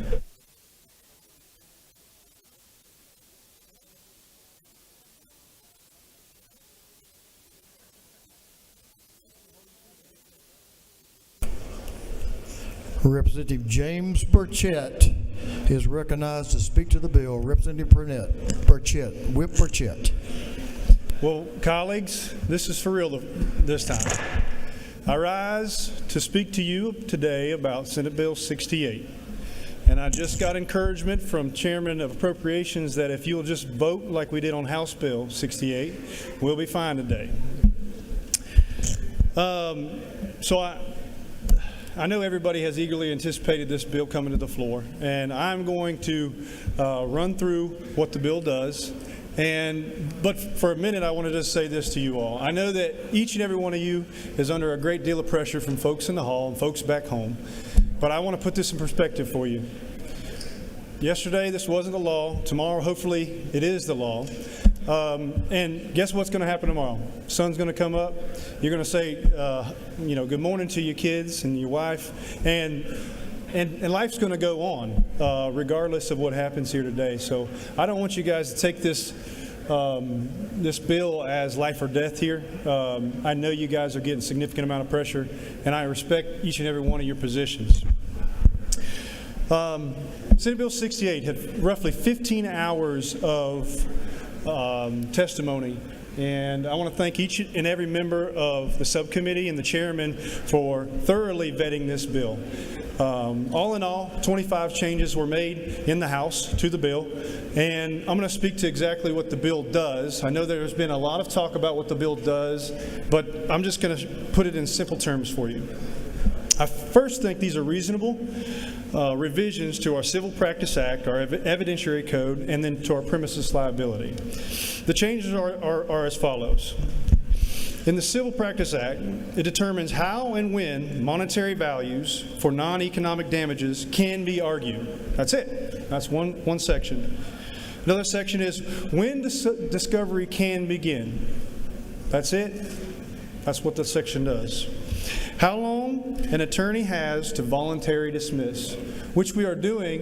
We're moving closer to the federal system. Currently, you can do it until the first witness is sworn in. We're moving to 60 days after an answer. The federal system is upon answer, voluntary dismissal. Next, we're clarifying that attorneys cannot double recover their fees. I don't think I have heard one person articulate an argument why attorneys should get double fees. And I realize I'm arguing against my own profession because I am an attorney, but I don't think it's patently fair for an attorney to recover twice for the same amount of work. Another thing the bill does is allows evidence for seatbelts. The best argument, I think, for this is that it's required by law for folks to wear seatbelts, and this allows evidence to come in whether or not the seatbelt was being worn. One of the most substantive changes and the changes to our tort provision is determining when negligent security shall lie. Now, there are two provisions within this bill that allow for two doorways or pathways to find whether or not there's liability. The first one is it's more difficult to find liability. But the second one, I would argue, is almost exactly what the totality of the circumstance is. And I expect that that is what is going to be utilized by attorneys going forward. And lastly, one of the provisions allows for the actual costs of medical bills to be submitted to the jury as evidence. And that's it. That's what the bill does. It's about how lawyers act in court, and then how and when a person can be sought for liability for negligent security. That's it. That's what the bill does. There's no hidden tricks, and I know that we're going to have a lot of testimony about the unfairness of the bill and how we treat victims differently. But I ask you, please, just read the words on the page. And I know it can be discombobulating to read these words because it is a very highly technical bill and it is a lawyer bill. But I'll submit to you, folks, this is a bill that makes reasonable revisions to our Civil Practice Act and reasonable revisions to our evidentiary code, as well as reasonable revisions to our liability, third-party negligent security liability. And, Mr. Speaker, that's the bill, and I'll stand for questions. The gentleman has a couple of questions. Let's see, I'll recognize Chairman Werkheiser to your left for a question. The gentleman is recognized. Thank you, Mr. Speaker. Will the gentleman yield? I do. Is it not true that just by reducing the threat of excessive litigation, that this will encourage businesses to come here and to expand? I know that is the intent of the bill. Yes, sir. Representative Vance Smith to your right, Mr. Whip, is recognized for a question. Thank you, Mr. Speaker. On line 170 and 171, this is in the seatbelt section of the bill, and it talks about if it's a failure, now I'm paraphrasing, a failure to wear your seatbelt, that an insurance company cannot cancel your insurance or go up on your insurance rate. So now we're going to tell the insurance in this one instance what they can charge and what they can't charge. Does that open the door that we can do that with other parts of insurance? Well, I hope so, Mr. Representative. It is my intent to seek some sort of regulation upon the insurance company. And can I follow up with? Yes. One additional question. So tell me, with that statement, I'm not a lawyer, with that statement right there being in this bill, and that will be the law. So if somebody finds out their insurance goes up, what happens? If I'm not mistaken, that's already the current law too. So this is new language to this section, but it is already the current law. They cannot drop you or cannot increase your coverage because of failure to wear the seatbelt. Okay, thank you. Yeah, thank you. Gentleman for the yield. Representative Darlene Taylor up the center aisle to your left. Thank you, Mr. Speaker. Does the gentleman yield? I do. Is it not true that by passing Senate Bill 68, we're taking a significant step towards lowering operational costs for our small businesses here in Georgia? I expect that to be true. Gentleman, yield for one more. One more. Representative Judd Howard to your right is recognized for a question. Thank you, Mr. Speaker. Will the gentleman yield? I do. Is it not true that allowing jurors to see both billed and paid, that this will promote transparency and fairness in awarding damages? I think the gentleman knows what he speaks. I think this is a more fair system, allowing for the actual medical bill costs plus whatever is billed. So I agree with the gentleman. Thank you. Thank you, Mr. Speaker. I expect a good amount of testimony. I'm asking for your favorable consideration for Senate Bill 68. Thank you. The gentleman has yielded the well. Here's our posture, members. We have those that want to speak that are opposed to the bill, to this measure. We have those that want to speak in favor. Then we'll have a minority report as well when that time is here, and then we have chairman's time. Here's what we're going to do. We're going to allocate 30 minutes for those opposed, and then 30 minutes for those in favor, and I'm going to allow them to allocate that time amongst themselves as they so see fit. So we'll begin with those opposed, and I'm going to recognize Representative Al Williams to speak to the bill. Representative Al Williams is recognized to speak to Senate Bill 68. Representative Williams. Thank you, Mr. Speaker. This is not my happiest moment since I've been in the legislature. Here's a bill that could well have been worked out to the good of both sides. And for some clarifications for those of you who don't know, I've spent most of my working life on the small business side of the ledger. I started out in property and casualty insurance many years ago, and I still hold the distinction of having written the two biggest premium policies in the history of Southeast Georgia. I still stand there. I also wrote the biggest life policy ever written, so I've gotten quite a bit of money off insurance companies. But I've heard, and I also employed 200 people here for 3 years and transported 50,000 people a month to medical appointments. My liability insurance was pretty huge, 110 vehicles on the road every day. But there are a couple of things. A slightly overused term in Georgia is hardworking Georgians. I'm talking about hardworking, real hardworking Georgians today. It bothers me when a hardworking dump truck driver who's right-handed, living in North Georgia, loses his right arm. It bothers me when a hardworking Georgian in southeast Georgia gets in an accident and is no longer able to work. It bothers me that these people could reach the point where the American dream disappears, not just for them, but for their children. All of a sudden, the child's education is not assured. Maybe they're not eligible for the Zell Mill Scholarship, but they want to go to college. All of a sudden, they can't do it. Maybe because when they came out of the hospital under this bill, there are medical bills left that's going to devastate the finances of this family. Now, there are a few words that I have become mesmerized by in my years of development. One of them has been oxymoron. I love that word. And this bill is a perfect example of an oxymoron. Some of the arguments, folks. You can't tell me for 11 straight years you are the best place in this nation to do business, and then on the next hand tell me, what is the word, a cesspool or a hellhole for insurance? Folks, I've heard so many announcements over the last 6 years of businesses coming to Georgia. I've seen people living better than ever before. This hellhole has not taken 3-car garages away. This hellhole has not made the standard of living in Georgia enviable everywhere in the South.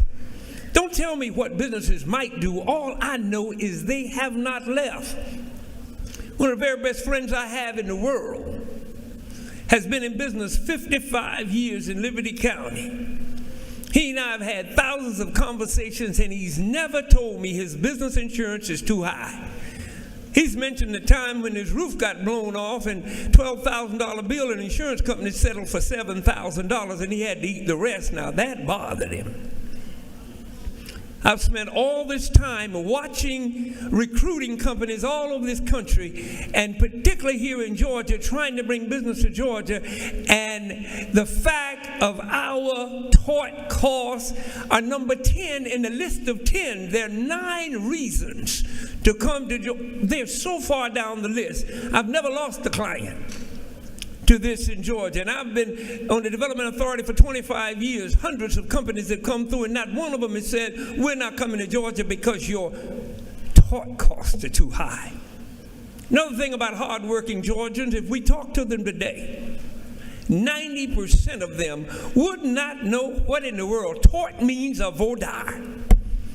All they want to know is, am I going to get a jury that's going to be fair? And what do you mean by tort? You telling me I can't get, because I'm a hard-working Georgian, you don't think my claim is worth X number of dollars because I'm not a member of the country club. I'm just a hard-working Georgian. I'm just a farmer.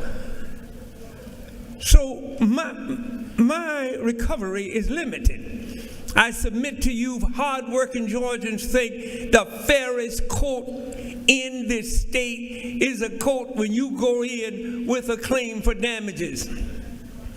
Because if you're broke and you commit a felony, it's not if you're going to jail, it's how long you're going to jail, because you can't afford a lawyer. But if you're broke and you have a terrible accident that devastates your family, you got a shot of being made surely whole. This has not bothered our progress in Georgia. I never heard a discussion about insurance premiums except homeowners and car insurance being too high until we made it the conversation. We sent people the information, and they started calling people, and people started talking. I serve on the board of a solar company. One of the dearest friends I have, who happens to be a white conservative Republican. Best man at my wedding in 1978. We differ politically, but guess what? He's never told me his insurance premiums were too high in all of my board meetings. Please don't fall for the rope-a-dope. It ain't about insurance premiums. Don't be there, folks. Look at it. The only insurance most people who are hard-working Georgians have is a homeowner's policy, a car policy, and a life or a health policy. That's it. This is not for hardworking Georgians. This is for good living Georgians who want to live better. Let's deal with this for what it is. And I didn't want to come. My doctor told me not to even show up today. I'm not well. But this is too important. And I will not continue to see hardworking Georgians being used just on billboards and not in the boardroom. It's time for them to get a little play. Don't take away the shot. Don't let some girl who's been raped not be made whole. Don't let somebody who a motel operator did not secure his property, he can't be sued. You can't be against trafficking and want to take away the liability, responsibility of these folk. Folk, let's give it a thought and do something real for once for hard-working Georgians. Mr. Speaker, I yield the well. The gentleman has yielded the well. Representative Roberts is recognized to speak to the bill. Representative Roberts. Thank you, Mr. Speaker. Good morning, colleagues. I think it's still morning. I want to start by saying, frankly, to everyone in this room, to all Georgians, our families, our small businesses, healthcare providers, anyone whose insurance premiums have continued to rise over the last few years, I understand your pain. My car insurance went up again a couple months ago. My homeowner's insurance has gone up every year. I run a small business, a boutique law firm, and all of the insurance policies that are required to run it, those premiums continue to rise. It has taken a toll on all of us, and I share your frustration. The proponents of this bill have spent millions of dollars preying on our stress and frustration, telling us that this bill will reduce our rates, stabilize our rates, keep providers from leaving the state. It's simply not true. If it were, I'd be down here begging y'all to pass this bill. It would be against my own self-interest not to. So let me tell you why it won't stop our pain. First, there isn't a single line in this bill that requires insurance providers to reduce premiums, to stabilize them, or even keep offering policies. Second, I asked every advocate for this bill whether they could guarantee that it would do any of those things, and not a single one said yes. And third, I looked at the evidence in other states who have adopted similar legislation and whether rates came down or even stabilized. I bet you can guess the answer. Not a one.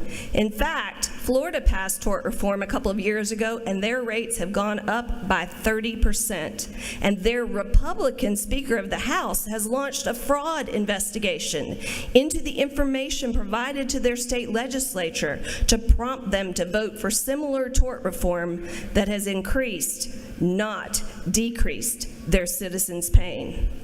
So what is true?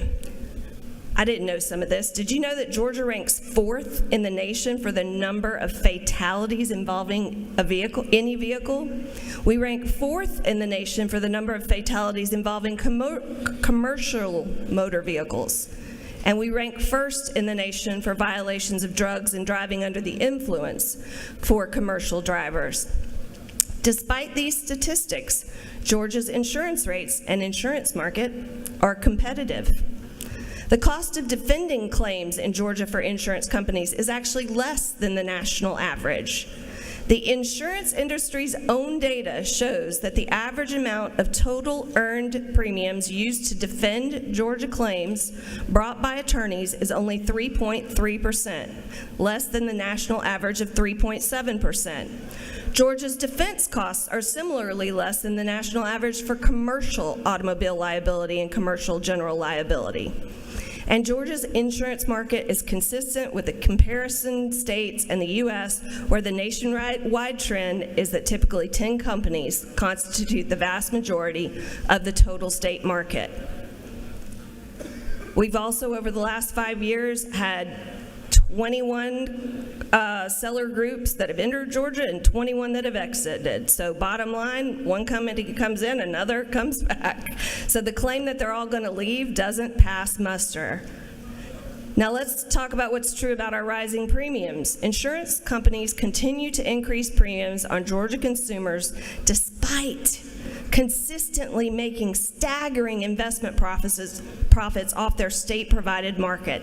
That's because their main revenue source isn't from us paying our premiums. We allow insurance companies to invest our premium money during what's called the float time. On average, automobile liability insurance claims take 15 months to resolve, while there is a 5 to 10-year lag in long-tail insurance liability lines like medical malpractice. So they invest our premiums in the market, creating essentially two pots of money: the premium pot that they use to pay out losses and the investment pot. Georgia insurance companies have earned record profits by investing premiums during this float time. For example, in 2023, although insurance companies nationwide lost $12 billion in underwriting operations, the premium pot, they profited $90 billion in investment income. And in 2024, that industry has profits totaling $144 billion. Despite our rates going up, their shareholders and corporate executives are reaping profits at our expense. So this bill is asking us to abandon the victims, our constituents, that have been wrongfully harmed. Many of them spoke at these hearings, reliving their tragic, traumatic, heart-wrenching experiences to beg and plead that we do not pass this bill. SB 68 will make Georgians less safe and have less access to the courts, but there is nothing that guarantees your insurance rates are going to go down. So I'm pleading with you to vote no on SB 68 and support our constituents. Thank you, Mr. Speaker. I yield the well. The lady has yielded the well. Representative Maury Crawford is recognized to speak to the bill. Representative Crawford.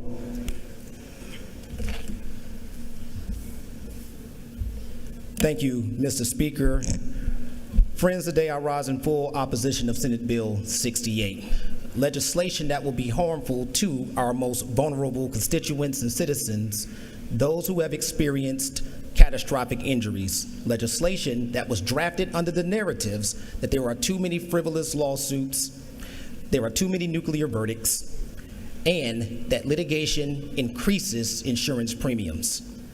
First, frivolous lawsuits can already be dismissed under our current rules of civil procedure, and those who bring frivolous lawsuits are sanctioned. Second, nuclear verdicts rarely, if ever, occur. You heard a lot of testimony of proponents saying that nuclear verdicts occur too often and that verdicts don't match the facts. However, what you have not heard is from proponents of this bill explain to you that when an accident occurs, there's an opportunity for defense firms and insurance companies to settle claims within their policy limits. However, they usually prolong litigation, and after prolonging litigation, which substantially harms the injured party, that case is brought to trial, and after jurors hear the egregious facts of a particular case, they return with a verdict that mirrors the facts and evidence. But then even after a verdict is rendered, there's an opportunity for judges to overturn verdicts should the verdict not match the facts in record. So there's really no need for this legislation. Now, proponents of this bill have said that litigation increases insurance premiums, but I have never seen any evidence to substantiate those claims. There's no proof that litigation increases insurance premiums. But when asked if we pass Senate Bill 68, whether or not insurance premiums would decrease, I've never heard a definitive answer. What I've heard is, well, so the question that I have is, why are we attempting to pass legislation for a problem that we cannot prove exists? But then even if we agree that that problem does exist, we are about to pass legislation that will not fix the alleged problem. So I really don't understand the point, again, of this legislation. But there is proof that if we pass this legislation, it's going to interfere with our independent judiciary system. Earlier this session, a former member of this body and the current Chief Judge of our Supreme Court gave his state of the judiciary. And in his address, he said, and I quote it, that Georgia judges must ensure that equal rights are done for the rich and the poor, which promotes the importance of the rule of law and an independent judiciary that helps to build trust and confidence in our courts. Well, unfortunately, to the nearly 1,600 judges in this state that have been elected by our constituents, should this bill pass, it indicates that proponents don't think that the judges know what they're doing. Proponents don't think that the verdicts mirror the facts that are in record. And so there's been a creation of a clause in this legislation that would automatically dictate that certain trials be bifurcated, meaning that attorneys and witnesses would have to testify and present multiple times throughout a trial, which is going to prolong trials and make our courts inefficient. No one wants this. You know, this would be like on crossover day, we having 10 speakers at 11:30 to come and support a bill in this well, prolonging time. No one wants that, no one needs that, it's inefficient. Should we pass this bill with this automatic bifurcation, that's exactly what we will be doing. And ironically, every year, just as soon as I'm standing here, sure as I'm standing here, there's going to be legislation where people are proposing to add judges to their judicial circuits, and they're going to cite backlogs in their judicial circuits. Well, I'm here to tell you, if this bill passes, you're going to have to ask for more judges on your circuits because, again, this bill would make our courts system less efficient and create more of a backlogs. But most importantly, this bill is going to harm everyday Georgians, allowing slumlords to go doing whatever they want to. They won't protect some of our most vulnerable citizens. You know, early in my career, I had an opportunity to represent a young lady who went on a blind date. And after going on a date, she decided to drop the young man off because he didn't have a car.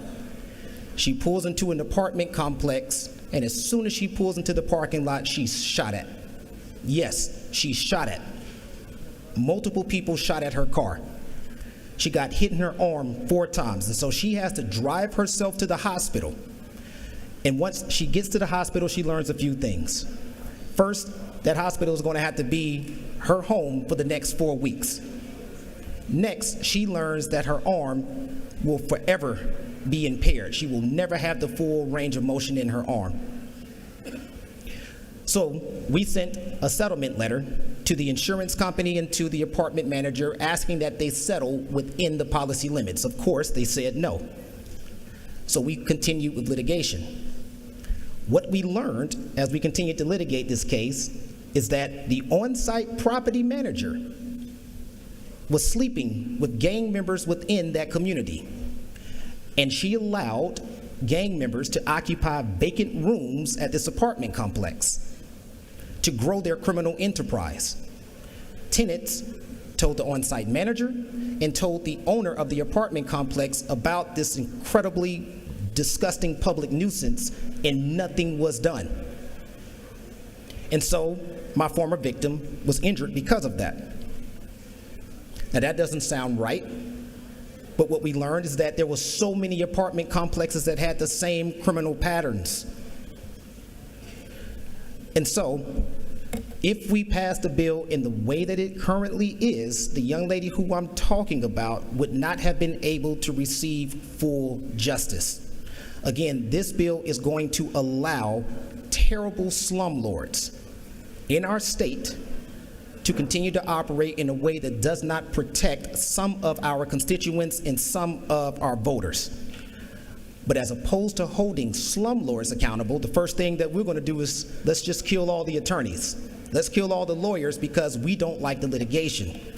But the problem is that a lot of the people that we represent, their only way through justice is through an attorney that's going to fight for them in court. No one in this room is immune to a catastrophic injury. And I pray that nothing happens to anyone in this room. But should you leave this Capitol and are catastrophically injured, because things happen, then you deserve justice. You deserve full justice and someone who can represent you to make sure that you are made whole after a crazy, catastrophic incident. No constitutional right is more important or fundamental than the right of a trial by a jury. And serving on a jury is the only right that is required in our Constitution and in our country. If we pass this bill, we are significantly endangering that right. I ask that you oppose Senate Bill 68, not because of your side of whether or not you like attorneys or insurance companies, but oppose Senate Bill 68 because the people that we represent can and will be catastrophically injured at some point, and they deserve full justice. Thank you, Mr. Speaker. I yield the well. The gentleman has yielded the well. Our next speaker is Representative Whip Park is recognized to speak to the bill. Thank you, Mr. Speaker. Colleagues, a few things. I've had the opportunity to serve in the Rules Subcommittee meetings that heard more than 10 hours of testimony on this piece of legislation. Now, while I am an attorney, I am not a trial attorney. And certainly, as a native Georgian born and raised, I want to ensure that our business community and certainly our hospitals, our medical providers, that we are creating an environment here in the state of Georgia for them to thrive. But this bill is not it. And certainly, we cannot have the most vulnerable among us, injured Georgians who have faced the most egregious crimes inflicted upon them, to bear the burden that this bill would otherwise impose on them. The other thing I've learned along the way is ultimately this is not a bill about big business and trial attorneys. This is a bill about whether or not Georgians and victims have access to justice. Who do trial lawyers represent? Again, they represent everyday Georgians who need help, who need access to justice, which this bill would undermine and otherwise make more different. And so for those reasons, I urge all members of this legislature, of this chamber, to vote no to Senate Bill 68 because it will hurt Georgians, especially our most vulnerable. Now, I want to do everything within our power to lower insurance premiums as well. But again, this bill will not accomplish that objective. We had our Georgia Insurance Commissioner come and testify in committee saying there is no guarantee that insurance rates will go down as a result of this legislation. We have also seen in other states that there is no causal effect with respect to this sort of legislation, this tort reform legislation, and lowering premiums of everyday hardworking Georgians, Florida being an outlier. And so again, as members of this body, we have an obligation to protect the people of Georgia, to ensure that their rights are upheld, their access to justice preserved, and their health care needs met. This bill accomplishes none of those things. SB 68 would weaken protections for victims, make access to health care more difficult, and unfairly benefit big business at the expense of the people we serve.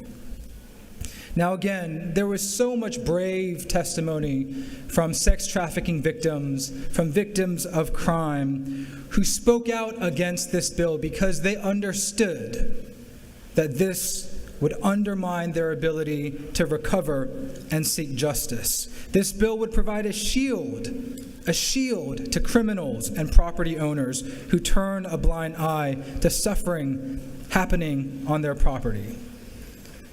That's not the Georgia I want to live in, and that's certainly not the Georgia we should be building.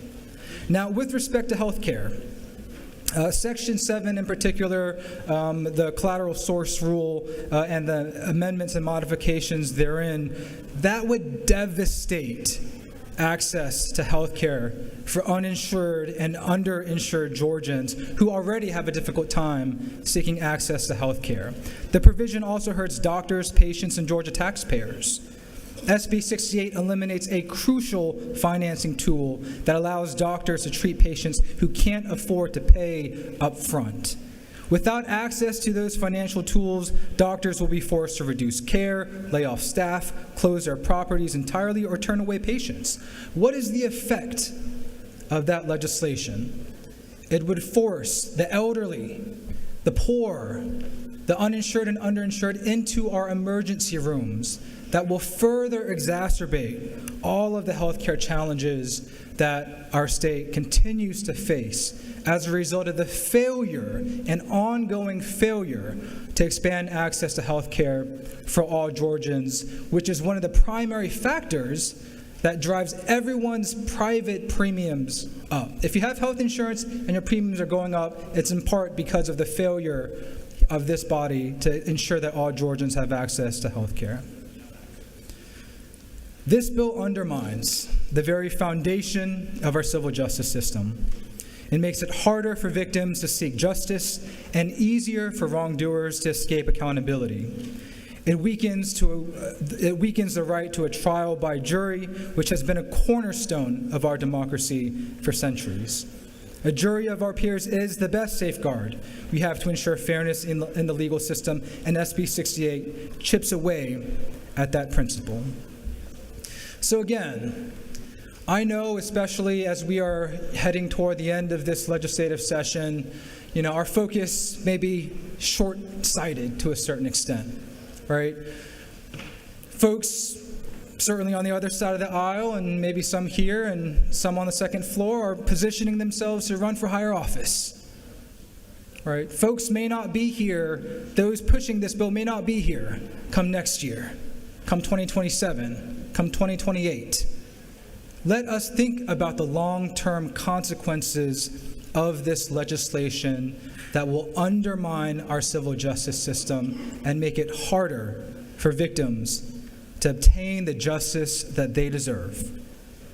And so, with all that said, again, I urge all of my members on both sides of the aisle to please do the right thing, put Georgians first, especially the most vulnerable among us, and vote no to Senate Bill 68. Thank you, Mr. Speaker. I yield the well. Thank you, Representative Sam Park. The gentleman has yielded the well. That concludes those speaking that are opposed to the bill. Now those in favor will have up to 30 minutes, and we have one person signed up. That's Representative Chaz Cannon. Representative Chaz Cannon is recognized to speak in favor of the bill, Senate Bill 68. Representative Cannon. Thank you, Mr. Speaker. Colleagues, like many of you, I've watched the debate on this issue from the sidelines. I've listened and learned a great bit from the many hours of testimony, and I've learned a great bit from those who are deeply involved in this issue on both sides. Some of my very best friends in this chamber are trial lawyers, and some of them are in the insurance business. So there are certainly some personal feelings on this matter for me. And I've given this issue a great deal of thought, more than I expected I would. It's an important topic. I've tried to weigh my friendships on both sides against the best interest of the people in my district and our state. And after consideration of those interests, I rise today in support of Senate Bill 68, a pivotal piece of legislation designed to reform our state's tort system, curtail lawsuit abuse, and foster an environment where small businesses can thrive. This bill addresses the pressing need to balance the scales of justice, ensuring fairness for both plaintiffs and defendants while stimulating economic growth across Georgia. Our current legal landscape has, at times, permitted excessive litigation and disproportionate jury awards, which in turn have driven up insurance premiums and operating costs for businesses, particularly our small enterprises. These escalating expenses often translate into higher prices for consumers and can stifle the entrepreneurial spirit that is the backbone of our state's economy. Senate Bill 68 introduces several critical reforms. By prohibiting attorneys from suggesting arbitrary figures for non-economic damages before all evidence is presented, we prevent undue influence on juries and promote impartial deliberations. Allowing the bifurcation of trials ensures that determinations of liability and assessments of damages are conducted separately, leading to more focused and fair proceedings. Furthermore, by aligning recoverable medical expenses with amounts actually paid or necessary for reasonable care, we eliminate the practice of inflating damages beyond actual costs. This not only ensures just compensation for plaintiffs, but also curbs the inflation of insurance premiums that burden our citizens and businesses alike. The bill also clarifies premises liability standards, requiring that property owners be proven aware of specific security risks they failed to address. This protects businesses from unjust lawsuits while maintaining accountability for genuine negligence. Additionally, permitting evidence of seatbelt usage in motor vehicle cases introduces a common sense approach to assessing contributory negligence, promoting personal responsibility and fairness. By enacting these reforms, we create a more predictable and equitable legal environment. This predictability is crucial for small businesses, which often operate on very narrow margins and are disproportionately affected by the threat of costly litigation. Reducing frivolous lawsuits and exorbitant awards will stabilize insurance costs, enabling these businesses to invest in growth, create jobs, and contribute more robustly to our state's economy. Colleagues, Senate Bill 68 is not just a legal reform. It is an economic imperative. It strikes a necessary balance, protecting the rights of individuals to seek redress while ensuring that our legal system is not exploited to the detriment of honest enterprise and consumer welfare. I urge you all to support this bill. I know it's personal for some folks, but it will foster a fair judicial system and, I believe, a more prosperous Georgia for all. Mr. Speaker, thank you. I yield the will. Thank you, Representative. The gentleman has yielded the well. That completes those speaking in favor of SB 68 and those that are opposed to SB 68. Is there any objection to the previous question being ordered? Hearing none, the previous question is ordered. We'll now move on to our minority report. We have a minority report that will be up to 20 minutes, and we have chair's time that will be up to 20 minutes. We'll begin with our minority report. Representative Evans, are you going to allocate your time? I see you have another speaker as well, so I trust you to take care of that. Representative Stacey Evans is recognized to bring us the minority report. Thank you, Mr. Speaker, and good afternoon, colleagues. I rise in strong opposition to Senate Bill 68, and I want to talk a little bit. I want to try to address the why that we've heard a little bit about why we need this, and then I want to address the what that this bill actually is. First, the why. We've been told this is about insurance. We've been told this is about insurance companies losing money and they can't stay here, and that's why they're raising premiums, and something's got to be done. I sat through all these hearings, these subcommittee hearings, and some of y'all did too. You know who didn't come in the House? The insurance commissioner. You know who didn't come in the House? Not a single insurance company. Not a single one. Y'all have heard a lot about these cases, CVS and Racetrack. You know who didn't come? CVS, Racetrack. They were there. Their representatives were there. All of them were there. But they never spoke to us. They never let us ask them questions. Why? This is about insurance, but we didn't hear from insurance. Now, I think that I've heard that some of y'all have been told, well, we're going to do insurance reform next year. Let's do this year, and we'll do insurance reform next year. Well, if this is about insurance, why can't we do insurance now? And I want you to also think, ladies and gentlemen, y'all are smart, you're savvy, you've been here before. Remember the last time somebody told you, well, we'll get to that next year. Just remember whether that happened or not. Some of this insurance emergency that we've been told about came out of a report that was done as a result of a bill that we did, the King report. We're relying on that for this alleged situation that we're in. This is from the front page of that report, the contractor who was contracted to do this. The contractor did not independently verify the insurer's data and did not perform any verification procedures to determine the completeness of the data provided by the insurers. Therefore, the contractor makes no representations regarding the accuracy and the integrity of the data and information submitted. And due to the requirements of the bill, this is also in the report, this analysis was completed under a compressed timeline. As a result, the analysis team was unable to correct some data anomalies, which may have identified additional trends. That's what we're relying on here. Incomplete data, not hearing from the insurance company. Now, you've heard about how insurance companies are making money. And let me tell you, ladies and gentlemen, I don't begrudge anybody a profit. I am never going to begrudge them that. And I don't begrudge them coming down here and trying to save more. That's their job. Their job is to try to get more, like your kids. I want more candy. I want more this. I want more that. We sit in the seats of the parents, the lawmakers. It's our job to say no, to balance. And that's what this bill does not do. Now, the fine representative carrying this bill talked a little bit about what it did, but it was a little fast. So I'm going to try to address a little bit. Number 1, Section 1, anchoring. They told you that it's not right for these lawyers to get up there and try to put a dollar value on non-economic damages, and the jury should just decide that on their own. That's their role. Well, let me tell you, ladies and gentlemen, here's what juries do. They make decisions in the enlightened consciousness of a jury. Enlightened means they have to be informed. Advocates advocate on both sides. And we've heard judges say the juries almost always get it right. They know that these are advocates.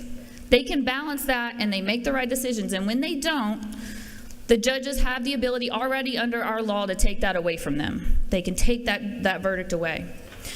You heard all that Section 2 does is just talk about when discovery begins.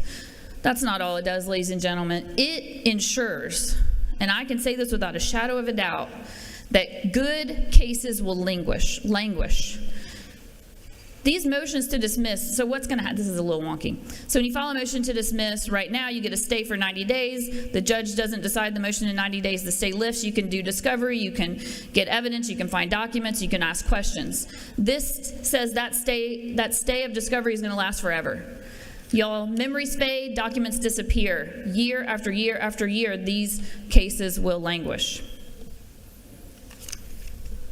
I want to talk about Section 6, negligent security. That's probably the biggest change in our law here. I asked corporations in these hearings, these small businesses, you're not asking us to take away liability for everything. No, that is not what we want. But that's what this bill does. This is what this bill says. You could have, under this new Section 6, look at line 224, you got a much higher standard of saying you knew something was going to happen. This reasonable foreseeability is a really high standard now. And even if you meet that really high standards, if the injury that is complained of is not about exploiting a specific physical condition of the premises, no liability, even if you've met that increased standard. Even if you've met this new threshold.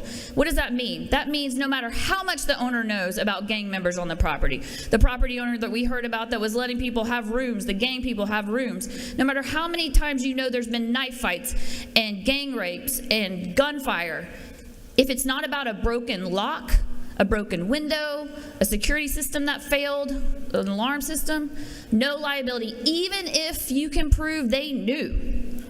None. Why would we do that? Now, I appreciate that we have a carve-out in this section for victims of sex trafficking. That's good. But ladies and gentlemen, how do we pick and choose among victims? And the carrier of the bill said, some people are going to tell you that this picks and chooses among people. And he said, well, just read the words on the page. You should read the words on the page. That's exactly what this bill does. Line 275, sex trafficking victims treated differently. Line 279, breaches of contracts treated differently. What about a rape victim? What about a victim of sexual assault in a slum apartment? What about those? How do you look those women in the eye? How do you look their mothers in the eye and say, we are going to treat you differently than a sexual assault victim who was a victim of sex trafficking? How do we do that? Why would we do that? To me, that is the most glaring reason to vote no, ladies and gentlemen. It acknowledges that this standard is too high, and we don't want these victims of sex trafficking left out in the cold. We don't want them to not be able to recover for their damages. Well, why wouldn't we want other victims of crime to be able to recover for their damages? Ask yourselves that, ladies and gentlemen.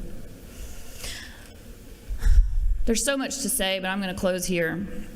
You know, anytime I have a big court hearing or a speech or a debate or something, y'all all have your playlist, your pump-up list. I have mine too. 2 main songs I listen to. They're very different. Brooks and Dunn, Only in America. And Killer Mike, Never Scared. Why Only in America? Because that's my story, ladies and gentlemen. I don't know if you've listened to that song, but there's a line that says, it's about a bus driver, and she's sitting in traffic, and she's looking in a rearview mirror, looking at the future of our country. And she says, one kid dreams of fame and fortune, and one kid helps pay the rent.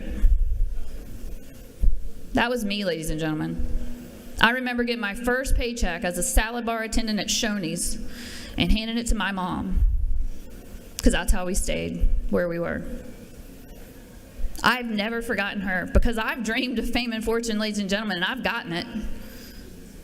But I will not forget that girl. She doesn't have lobbyists out there. She doesn't have a voice in every courtroom. She has to fight for every single thing she gets. And if she can finally get in there and tell her story, we're going to tell her, nope, sorry. Now, why Never Scared? Because how could I be scared? If I've lived through that, and we've seen victims come down here and plead for us to not do this, to not shut the doors of justice on them. Do you know how hard that must be for them? If they can do that, if they can stand up, it is not hard for me. And I am never scared, and I hope you are never scared too, and I hope you will keep a voice for these victims.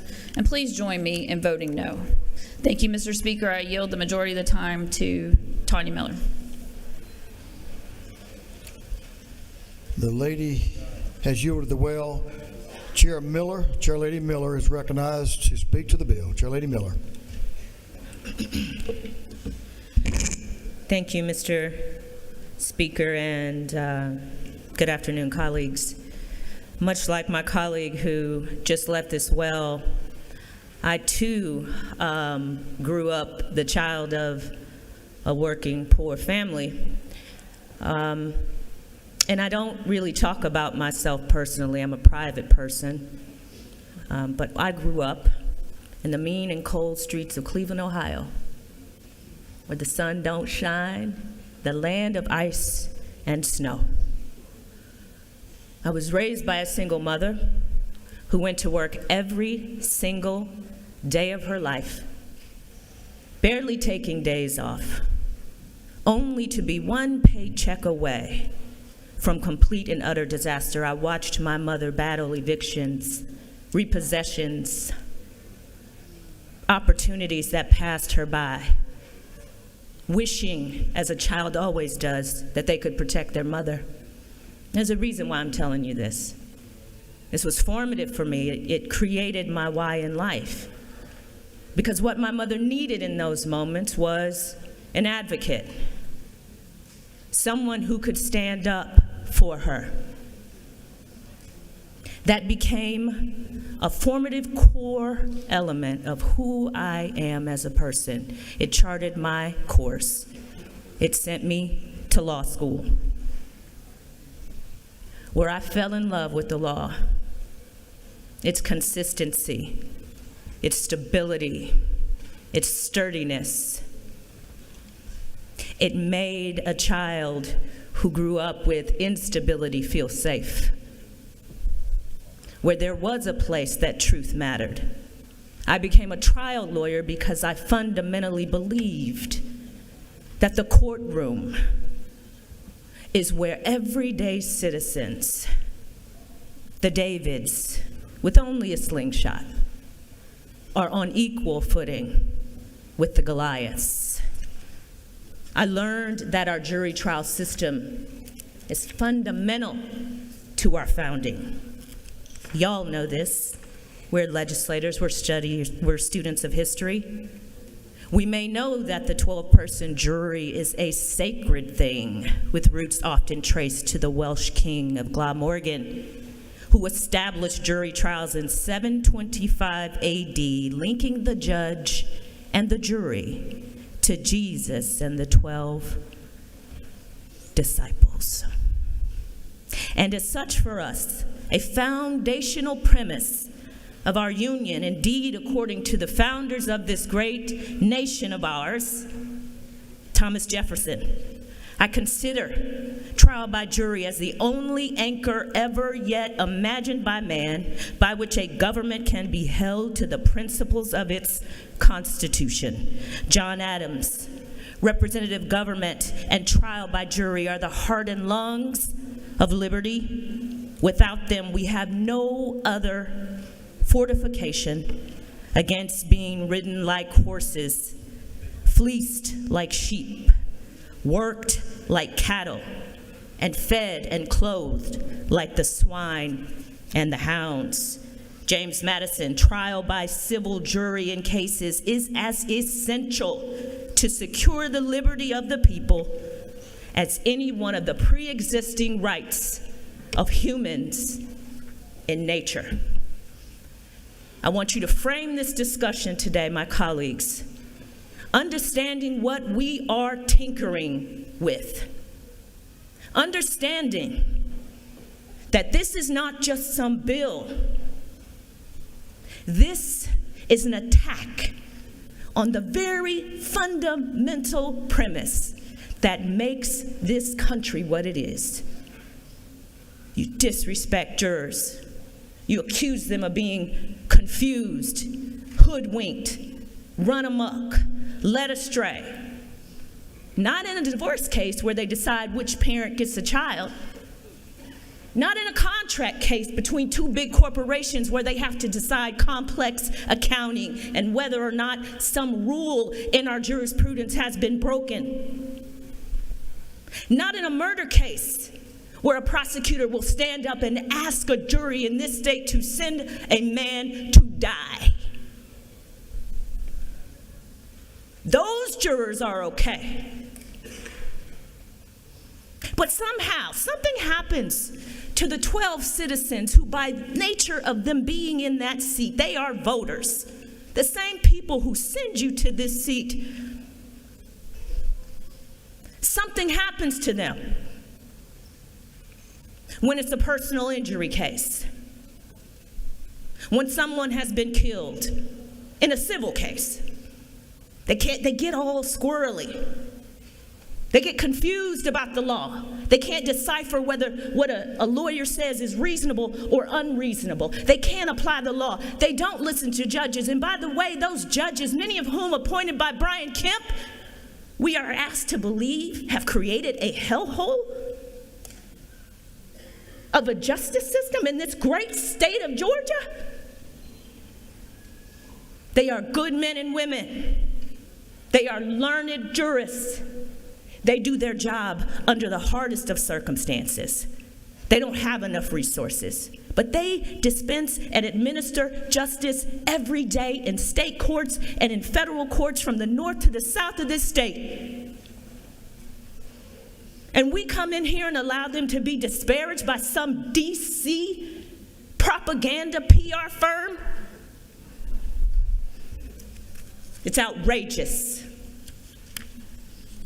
This tort reform sham, my brothers and sisters, is a well-run, orchestrated PR campaign. Take the time to research this. Just Google tort reform. Since the 1990s, they've been saying jackpot verdicts, juries out of control. Businesses are closing, doctors fleeing the state.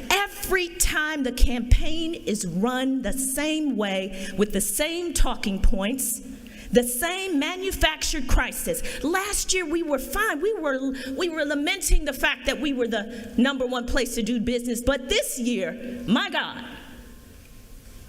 we are crushed and overwhelmed by an emergency in our judicial system. It is a lie. It has been proven to be a lie. It has been debunked over and over and over again. Don't you let them do that to you. This bill is bad for the people. Now let's talk about who this bill hurts, because I think we might go past this a little too quickly in all the jargon and the legalese. And if you can read that bill, my colleague, not as a lawyer, and tell me you understand it, you are probably destined for Mensa. It is one of the most poorly drafted bills I have ever seen as a lawyer, having spent my life interpreting and arguing and trying to understand the law. Now, this bill hurts the 92-year-old elderly woman who died in her bed because she was devoured by fire ants. This bill hurts the 4-year-old baby who went in for a random tonsillectomy. His wound wasn't sutured properly, and by the time he got to the driveway of his home, he bled to death in front of his mother and his brother and his sister. These are the people, the backs upon whom this bill, these lies, are being left. You're going to tell me it's okay if you're a 12-year-old girl who's been sex trafficked, you can still go to court? Why? Because you have the political favor. You are the political group du jour. But a 12-year-old who just got plain old raped in the stairwell of an apartment complex, who knew they had a dangerous condition and failed to do anything. Well, I'm sorry, my dear. The courthouse doors for you are closed. You want to tell me the father of a child whose family was the victim of a drunk driver who ran to the car his wife was driving, and Mr. Speaker, I'm wrapping up. His wife's legs were broken in the front seat. They'd been hit by an impaired driver. The cars were on fire. He went to get his 6-year-old baby out of the back seat. He picked her up, and he picked up half of her torso. The other half still in the seat because she had misplaced the seatbelt and wriggled out of the shoulder strap, as children often do. That father, you mean to tell me, has to come in and tell you 3 times that he wrangled and held the last of his child split in 2? Why is it that these are the people upon whose backs any of this is being built? I ask you, my brothers and sisters, vote no. My Democrats, I know. My Democrats, I know you are carrying, some of you, the weight of the world on your shoulder. You have been threatened, coerced, tempted, and you don't walk on water. Ladies, time has expired. Thank you, Mr. Speaker.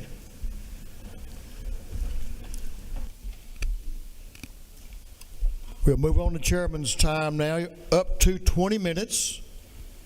Chairman of the committee, Chairman Parrish, is recognized to speak to the bill.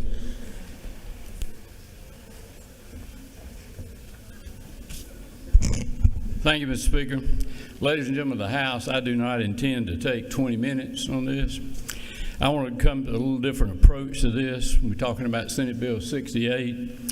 I want to say thank you. I want to say thank you to the governor.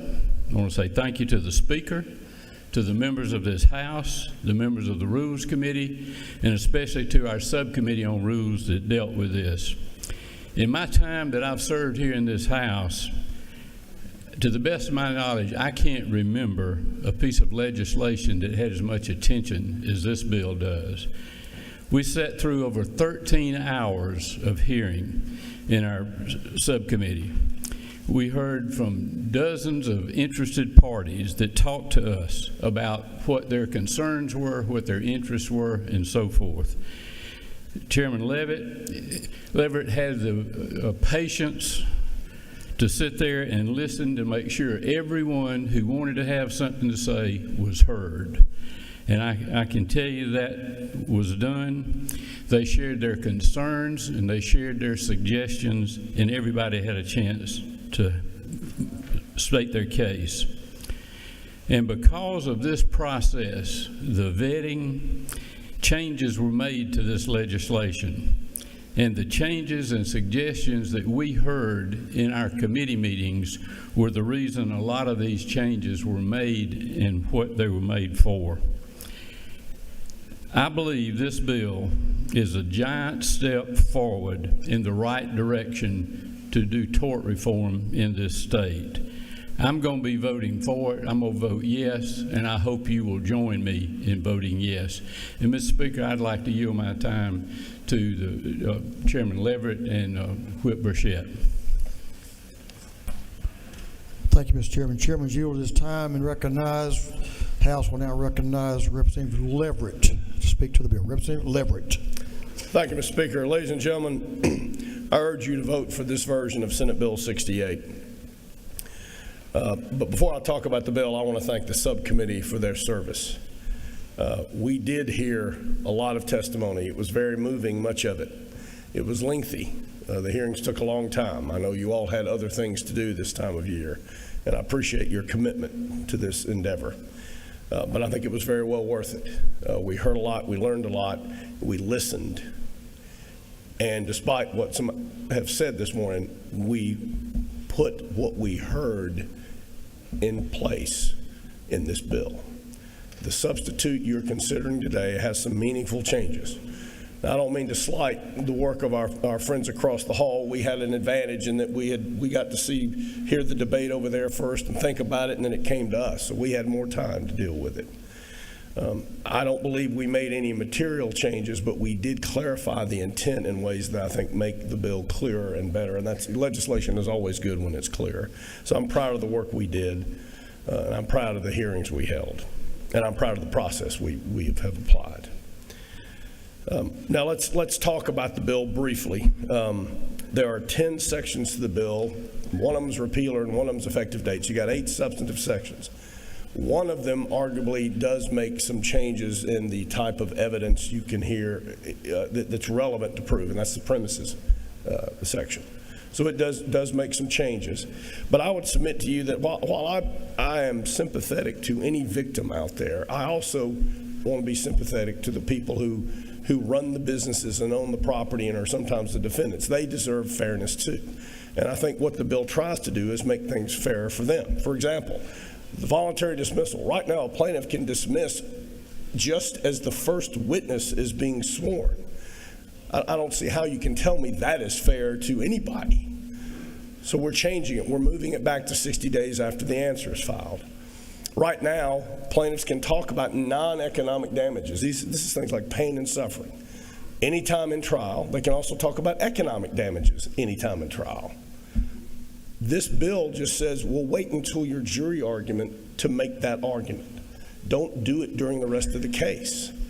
And when you argue, make sure that your argument is rationally related to the evidence. So we're upset now that someone cannot make an irrational argument about how much money they should recover. I don't understand the outrage on that one. And you can still talk about economic damages all the way through the trial that you want to. And you can argue both in your opening and your concluding closing about non-economic damages. So I don't think we're really tipping the scales there, and I would suggest to you that that's a fairer rule than we currently have. We also have the provision on the stay of discovery. That's already the law. There is already a limited stay of discovery. Now, this could result in that stay being longer, but there's already an existing exception in the statute that allows you to get discovery about the issues that the defendant is raising. So you can determine if that motion is valid or not and show that to the court. So while there is a stay, it's not an absolute stay. There are exceptions to it. And that's already the existing law, and that's not being changed. As to the premises section, I think we all, well, it seems like we're telling much of our state not to believe their lying eyes when it comes to what's going on with respect to insurance rates and with respect to liability. That particular area of the law, I think, has gotten, due to the totality of the circumstances test, it's difficult to plan. It's difficult to know what you need to do, and you're going to be second-guessed if something happens.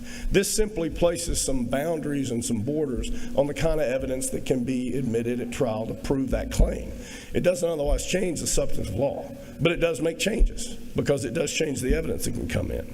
But I would submit to you that's trying to balance the interest there in a way that's more equitable to everybody and certainly fair to the people who need to know what they need to do.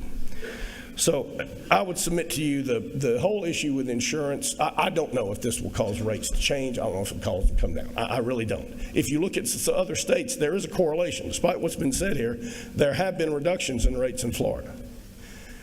Now, I can't tell you that that's a causal connection there, but I just don't think we can do nothing. I don't think we can sit on our hands and wait. People in our state are telling us they're having serious problems that we need to do something about, and I think based on at least correlations in other states, this will make some difference. Now, I would also say to the extent you're concerned about regulating insurance companies, it's kind of difficult to crack down on them and then have them stay and compete with one another for your premium dollar. And to the extent you're concerned that we're being asked to wait to do insurance reform, we've already done it. House Bill 1114 a year ago has imposed some regulatory reforms on the insurance company so we can check on what they're doing and what they make and what they're earning. So that's already there. I'm all for some additional initiatives, but we have done that already. So I would encourage you to vote for this bill. I think to the extent we worry that we can't do anything, we are putting ourselves in the position of Nero, who fiddled while Rome burned. And we don't want to be in that position. So I would hope you will vote in favor of this bill. And Mr. Speaker, I would yield the remainder of my time to Whip Burchett. The gentleman is yielded the well. Whip Burchett is recognized to speak to the bill for the final time allotted to the chair. Thank you, Mr. Speaker. My intent here is to speak to some of the concerns that were raised by my colleagues. And before I do that, let me say I have a great deal of respect for each and every member in this chamber. And the advocates that came to this well have very impassioned statements, but I feel the need to correct the record. First off, there's not one line in this bill, nowhere, that does not allow a rape victim to bring a claim. Not one line in this bill does that. Nowhere. It is disingenuous to say so. And I'll go as far to say that it does not allow a victim of rape can never be made whole. Period. Once that line is crossed, a victim of rape cannot be made whole. No dollar amount, no judge, no jury, no advocate, no lawyer can ever make that woman whole. I don't think that it is a genuine statement to come in here and say that a rape victim cannot bring a claim under in this bill. No one in this chamber would support a measure that does that. No one in this chamber would likewise support a measure that decreases access to justice. I mean, there's 50 billboards out there. Call any one of those lawyers. They're going to give you access to justice. I promise. For a small dollar. That's all it's going to take. And I'm a lawyer. And frankly, that is also a disingenuous statement to say that this is closing off access to justice. What this bill does, it is a civil procedure bill mainly, in my mind. Civil procedure. How lawyers act in the courtroom. That's it. The same claims can be brought. Every claim can be brought. One of my colleagues mentioned that this tort form doesn't work. Didn't work in Florida. Simple Google search, February 5th, 2025. Governor Ron DeSantis announces rate reductions for Miami-Dade County, auto insurance reductions statewide, and 11 new companies entering Florida market. May 24th, Florida home insurance premiums falling. May 24th, first downtrend in insurance rate filings in years. Now, it is disingenuous to come in here and say that policy objectives can't affect insurance rates and insurance products.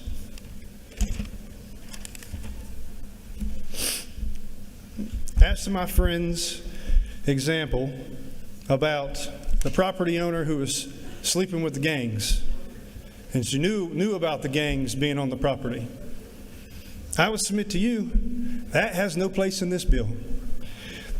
That victim could bring a negligent hiring claim, a vicarious liability claim, and a negligent retention claim, none of which are in this bill, none of which are impacted by this bill.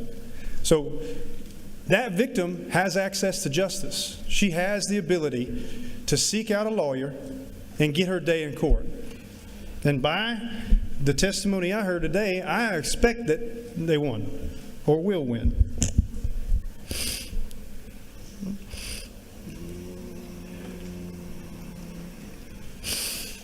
One of the remarks that was made in here was that there was access to health care. Access to health care will be reduced here. I have read this bill. I've reread it. I have had to read it 4 or 5 times because it is a dense bill. There is nothing in here that closes off one emergency room in this state.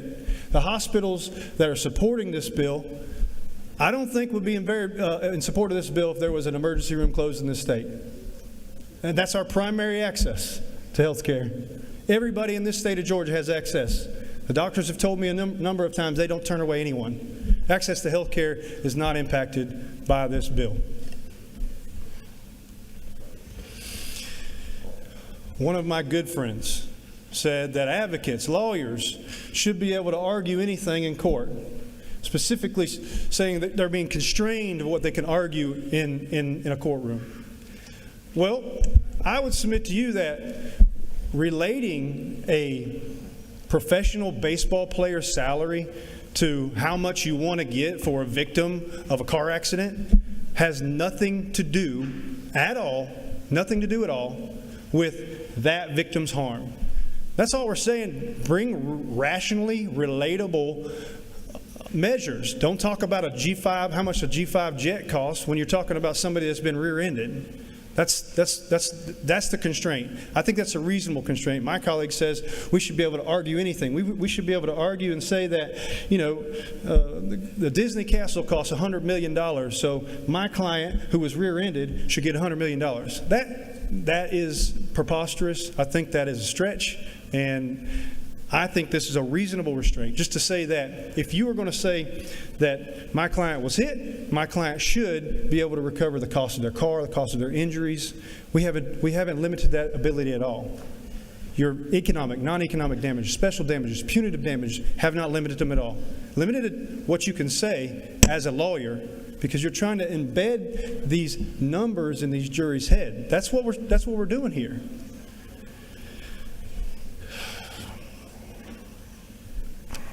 There was testimony that our courtroom, this bill is going to continue to extend the length of trials. Well, friends, we are past that mark. Anybody that has been in court knows that our dockets are full, and I have a case right now that I've been litigating for 5 years. 5 years. This is not going to push that any further, not one bit further. What it will do, though, is require you to bring a meritorious claim. Bring a claim that's a real claim. Because you don't get to tie somebody up with a complaint, bring a claim, and then make your case, and then figure out if somebody's liable. You don't bring a meritless case and then drag somebody through discovery for 18 months and then decide, well, we've made them spend $150,000. Now we're just going to voluntarily dismiss. That's happening, folks. One of my farmers in South Georgia had nothing to do with a case. Spent $100,000 answering interrogatories, going to court and trying to tell everybody, I didn't have anything to do with this. Why are you suing me? This is going to make lawyers bring better cases.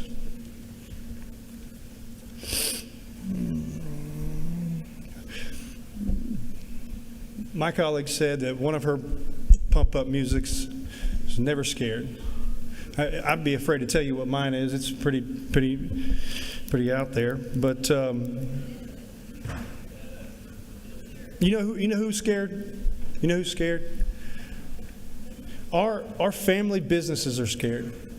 Our family run farms are scared. One of my farmers says, I am scared to put the name of my farm on my daggone truck because somebody's going to run into me. Because they built these businesses, these family-owned businesses, their whole life. It takes one piece of litigation to take everything away from them. Everything. No more house. No more property. No more business. No more way to sustain a living for your children. This does one thing. It changes how lawyers act in the courtroom. That's it. We've litigated this quite frankly to death. I'm asking you, I'm imploring you, and I'm begging you. Put something up that's going to help us. That's going to move the ball forward in the state of Georgia. This is not going to prevent victims of rape, victims of sexual assault, any victims from bringing any claims. There's nothing in this bill. This doesn't cut off access to civil justice for anyone. Please, please, please support this bill. Thank you, Mr. Speaker. I yield the well. The gentleman has yielded the well. That completes our presentation and discussion on the bill, both in favor of and those that are opposed. I'm going to ask all members to please come to the chamber. Mr. Clerk, will you ring the bell so we have notice that we're getting ready to vote?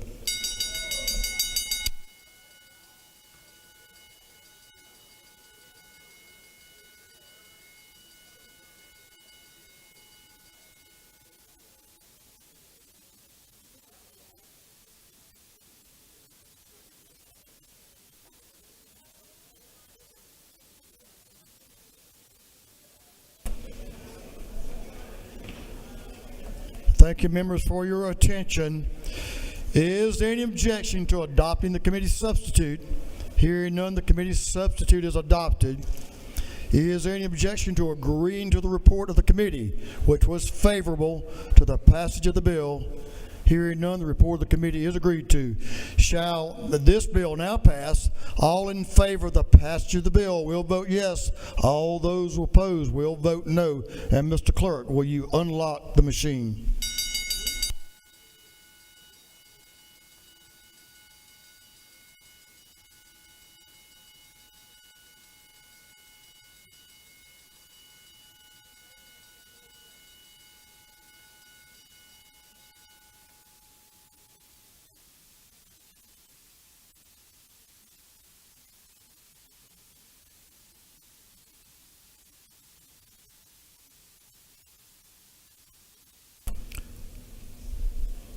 For what purpose does Representative Williams rise? Representative Noel Williams. Parliamentary inquiry. State your inquiry. Is it not true that no person can be turned away for medical care in this state if there is an emergency or bad care in a hospital that accepts Medicare? Is that not true? I think the gentleman knows what he speaks. His community certainly has a good health system.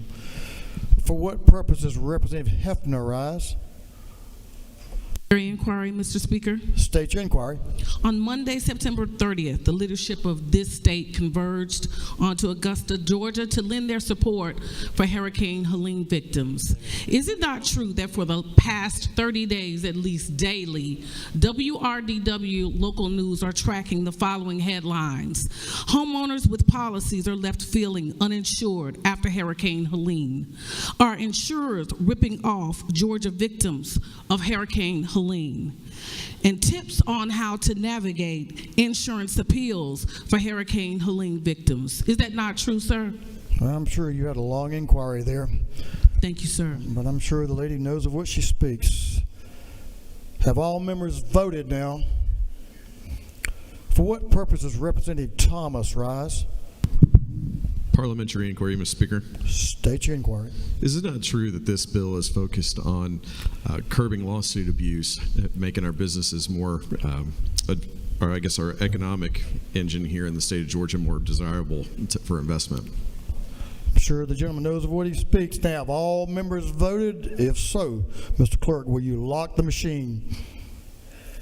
On the passage of Senate Bill 6868, the yeas are 91, the nays are 82. This bill having received the requisite constitutional majority is therefore passed. For what purpose does Representative Burchett rise? To make a motion. State your motion. A motion that we immediately transmit to the Senate.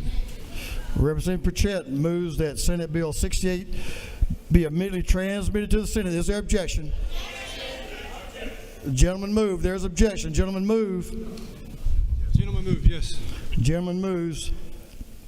All right, let's vote it. All those in favor of immediate transmittal will vote yes. Those opposed to immediate transmittal will vote no. Mr. Clerk, will you unlock the machines?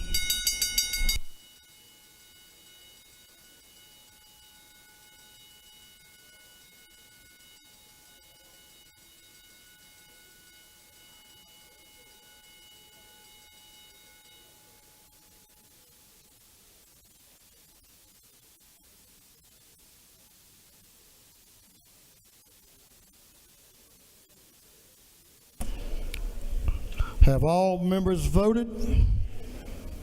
If so, Mr. Clerk, will you lock the machines? On the gentleman's motion, the yeas are to immediately transmit. The yeas are 94, the nays are 77. The bill is passed and it's on the way to the Senate.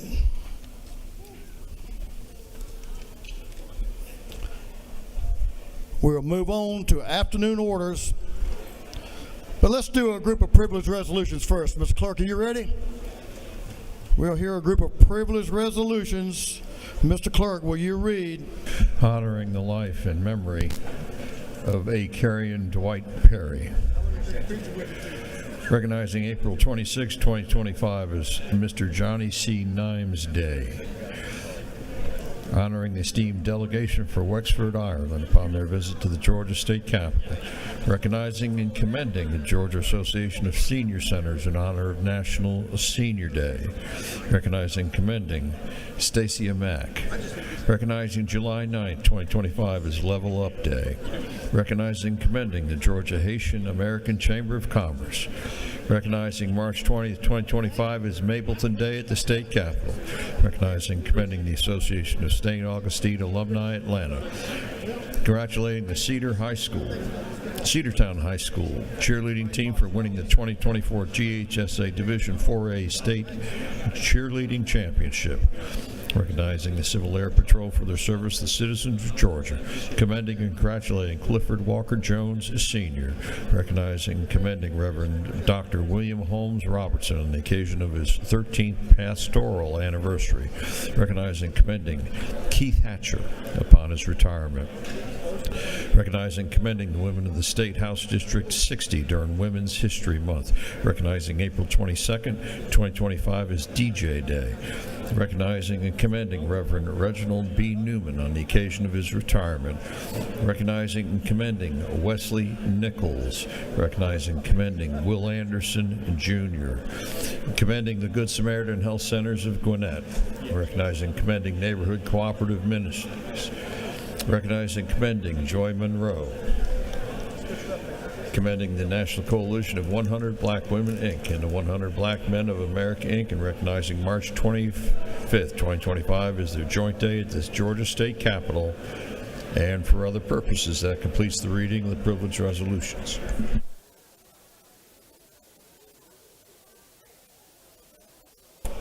Is there any objection to the adoption of the privileged resolutions? Hearing none, the resolutions are adopted.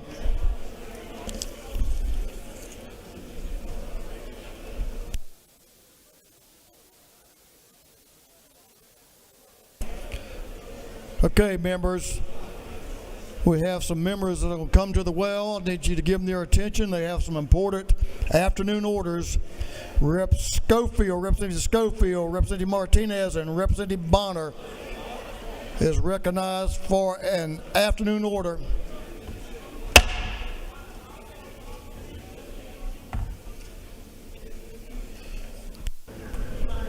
And other friends as well. Thank you, Mr. Speaker. Members of the House, we stand today on the cusp of doing some great things here in Georgia.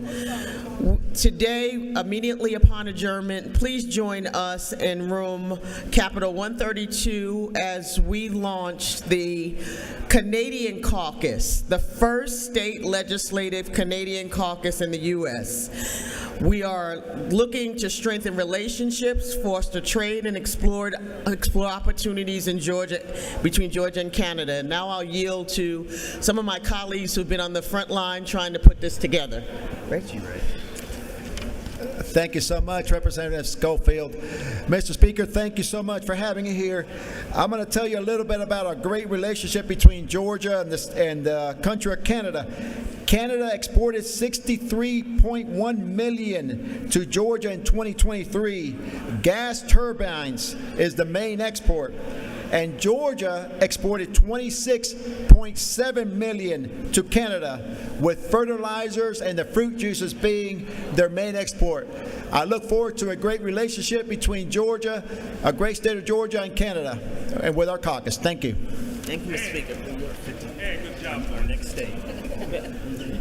We now yield The lady and the gentleman of Yield to the Well, great partners in commerce with the United States and Canada.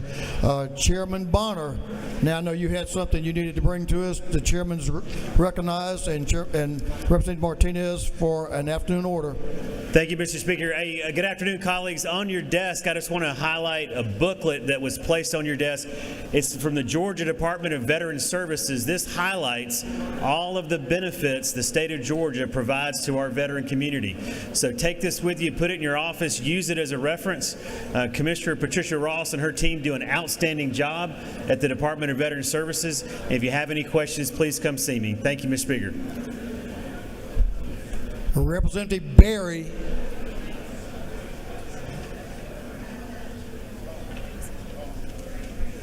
Take your time, you're fine.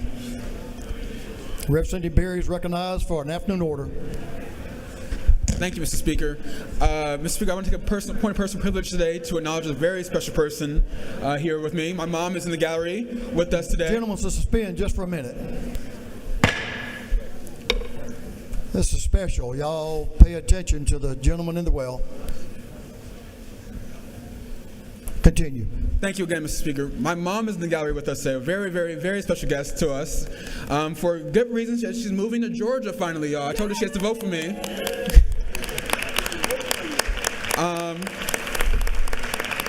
Like many women across this country and across this state, my mom had issues having me.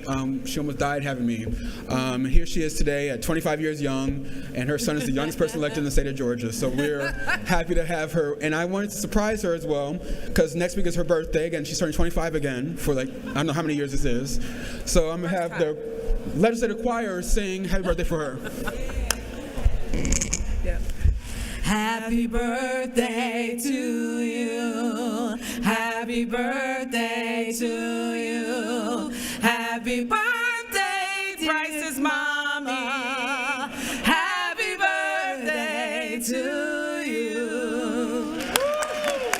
You got it down pat. You're good. Thank you, Mr. Speaker. You're the well.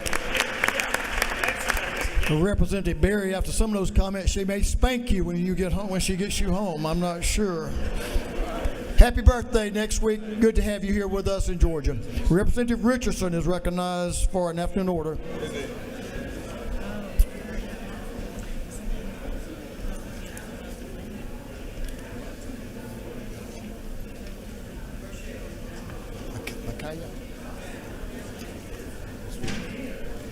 Representative Williams.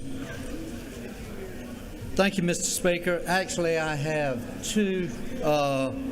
The first one is I'd like to welcome the Columbia County leadership class to the Capitol today. They may still be here, or they may have moved on. They had a tour this afternoon. And the second one is in recognition of Coach Terry Holder. He coached 30 years of high school sports, most in Columbia County. As a head baseball coach, he had 588 career wins, 8 state championships, was 6-time Georgia Coach of the Year, 2-time National Coach of the Year, and in February he was inducted into the Georgia Sports Hall of Fame. So just thank him for coming today. Where's he at? I think he left. He's from Cochran, Georgia. And he's from Cochran, Georgia also. Thank you, Mr. Speaker. Chairman Stevens, members, if you'll give the gentleman in the well your attention, we're going to be able to complete a very special morning order. We're going to complete this morning order with a recognition. Members, if you'll give the gentleman your attention, please. Chairman Stevens. Thank you, Mr. Speaker. Earlier, we didn't have the family here when we were doing the recognition for Steve Mitch with the Tyler Perry Studios. So on behalf of Chairman Carpenter, Representative Williams, Representative Gilliard, former Representative Taylor, and the man that started essentially the film industry in the state of Georgia, Representative and Chairman Butch Parrish, wanted to recognize their family if I could. But first, before they stand, we've got a lot of people. I guess they closed down Tyler Perry Studios because a bunch of you guys are here, along with GPP and all of these other folks. If you're with the film industry at all that has brought all of this massive money to the state of Georgia, would you stand so we can recognize you, please?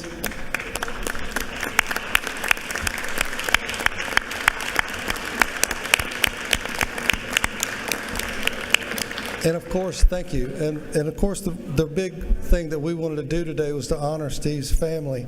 Dana Lee, would you stand, his wife, and also Charles and twin Adelena, and of course, Josephine. These amazing people, of course, lost their dad and a wonderful husband. Would you please honor them with an applause?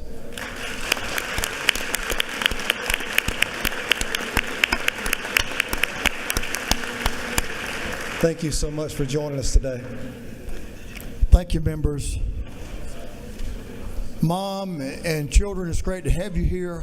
What a wonderful husband and father you did have.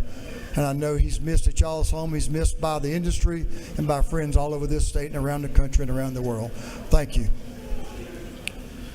Representative Sharper is recognized for an afternoon order.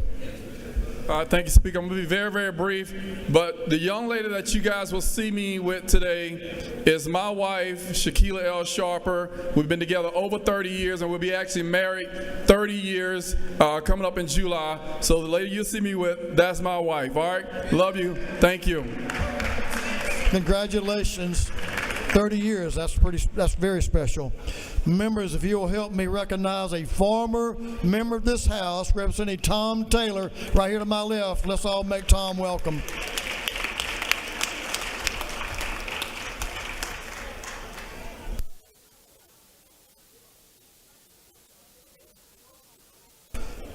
For what purpose does Representative Hawkins rise? Make a motion. State your motion. I'd like to recommit Senate Bill 140 back to the Health Committee. Mr. Clerk, will you read the caption?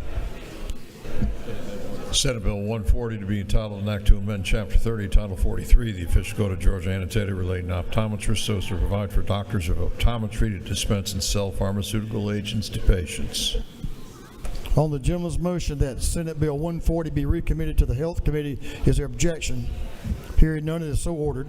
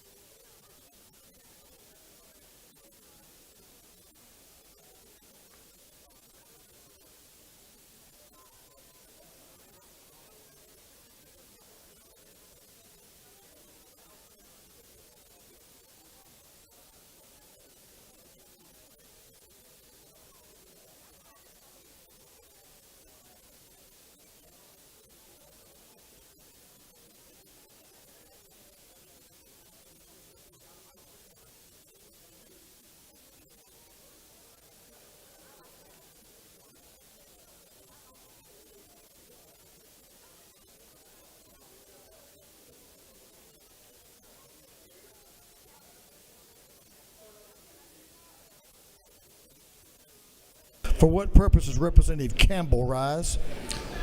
I make a motion. State that motion. I move that House Bill 792 be moved from the Committee on Intergovernmental Coordination to the Committee on Judiciary. Both chairmen are in agreement. Thank you, Representative.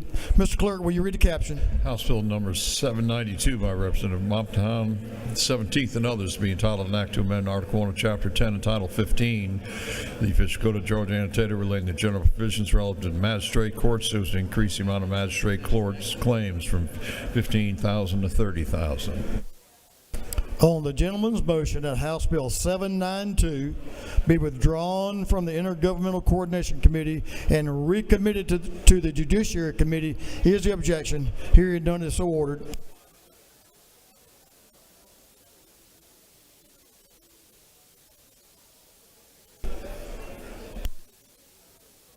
Representative McLean, we're moving on to announcement. Representative McLean is recognized for an announcement. Thank you, Mr. Speaker.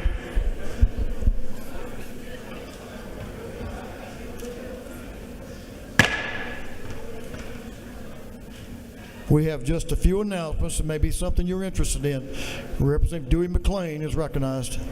Thank you, Mr. Speaker. A Working Family Caucus lunch will be in room 307, CLOB. Working Family Caucus lunch will be in 307, CLOB. Thank you, Mr. Speaker. Thank you, Representative. Leader F. Stration is recognized for an announcement. Thank you, Mr. Speaker. The committee chairman's lunch will be upon adjournment, room 403 of the Capitol. Upon adjournment, 403, committee chairman. Chairman Jaspers recognized for an announcement.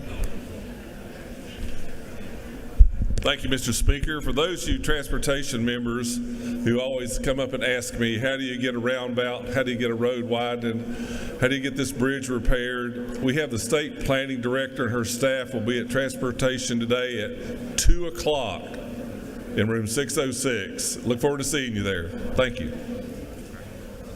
606. I got that part. Chairman Todd Jones recognized for an announcement.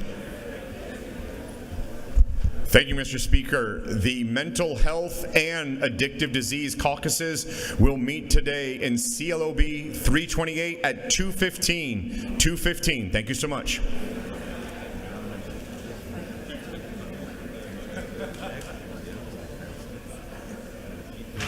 Representative Tran is recognized for an announcement.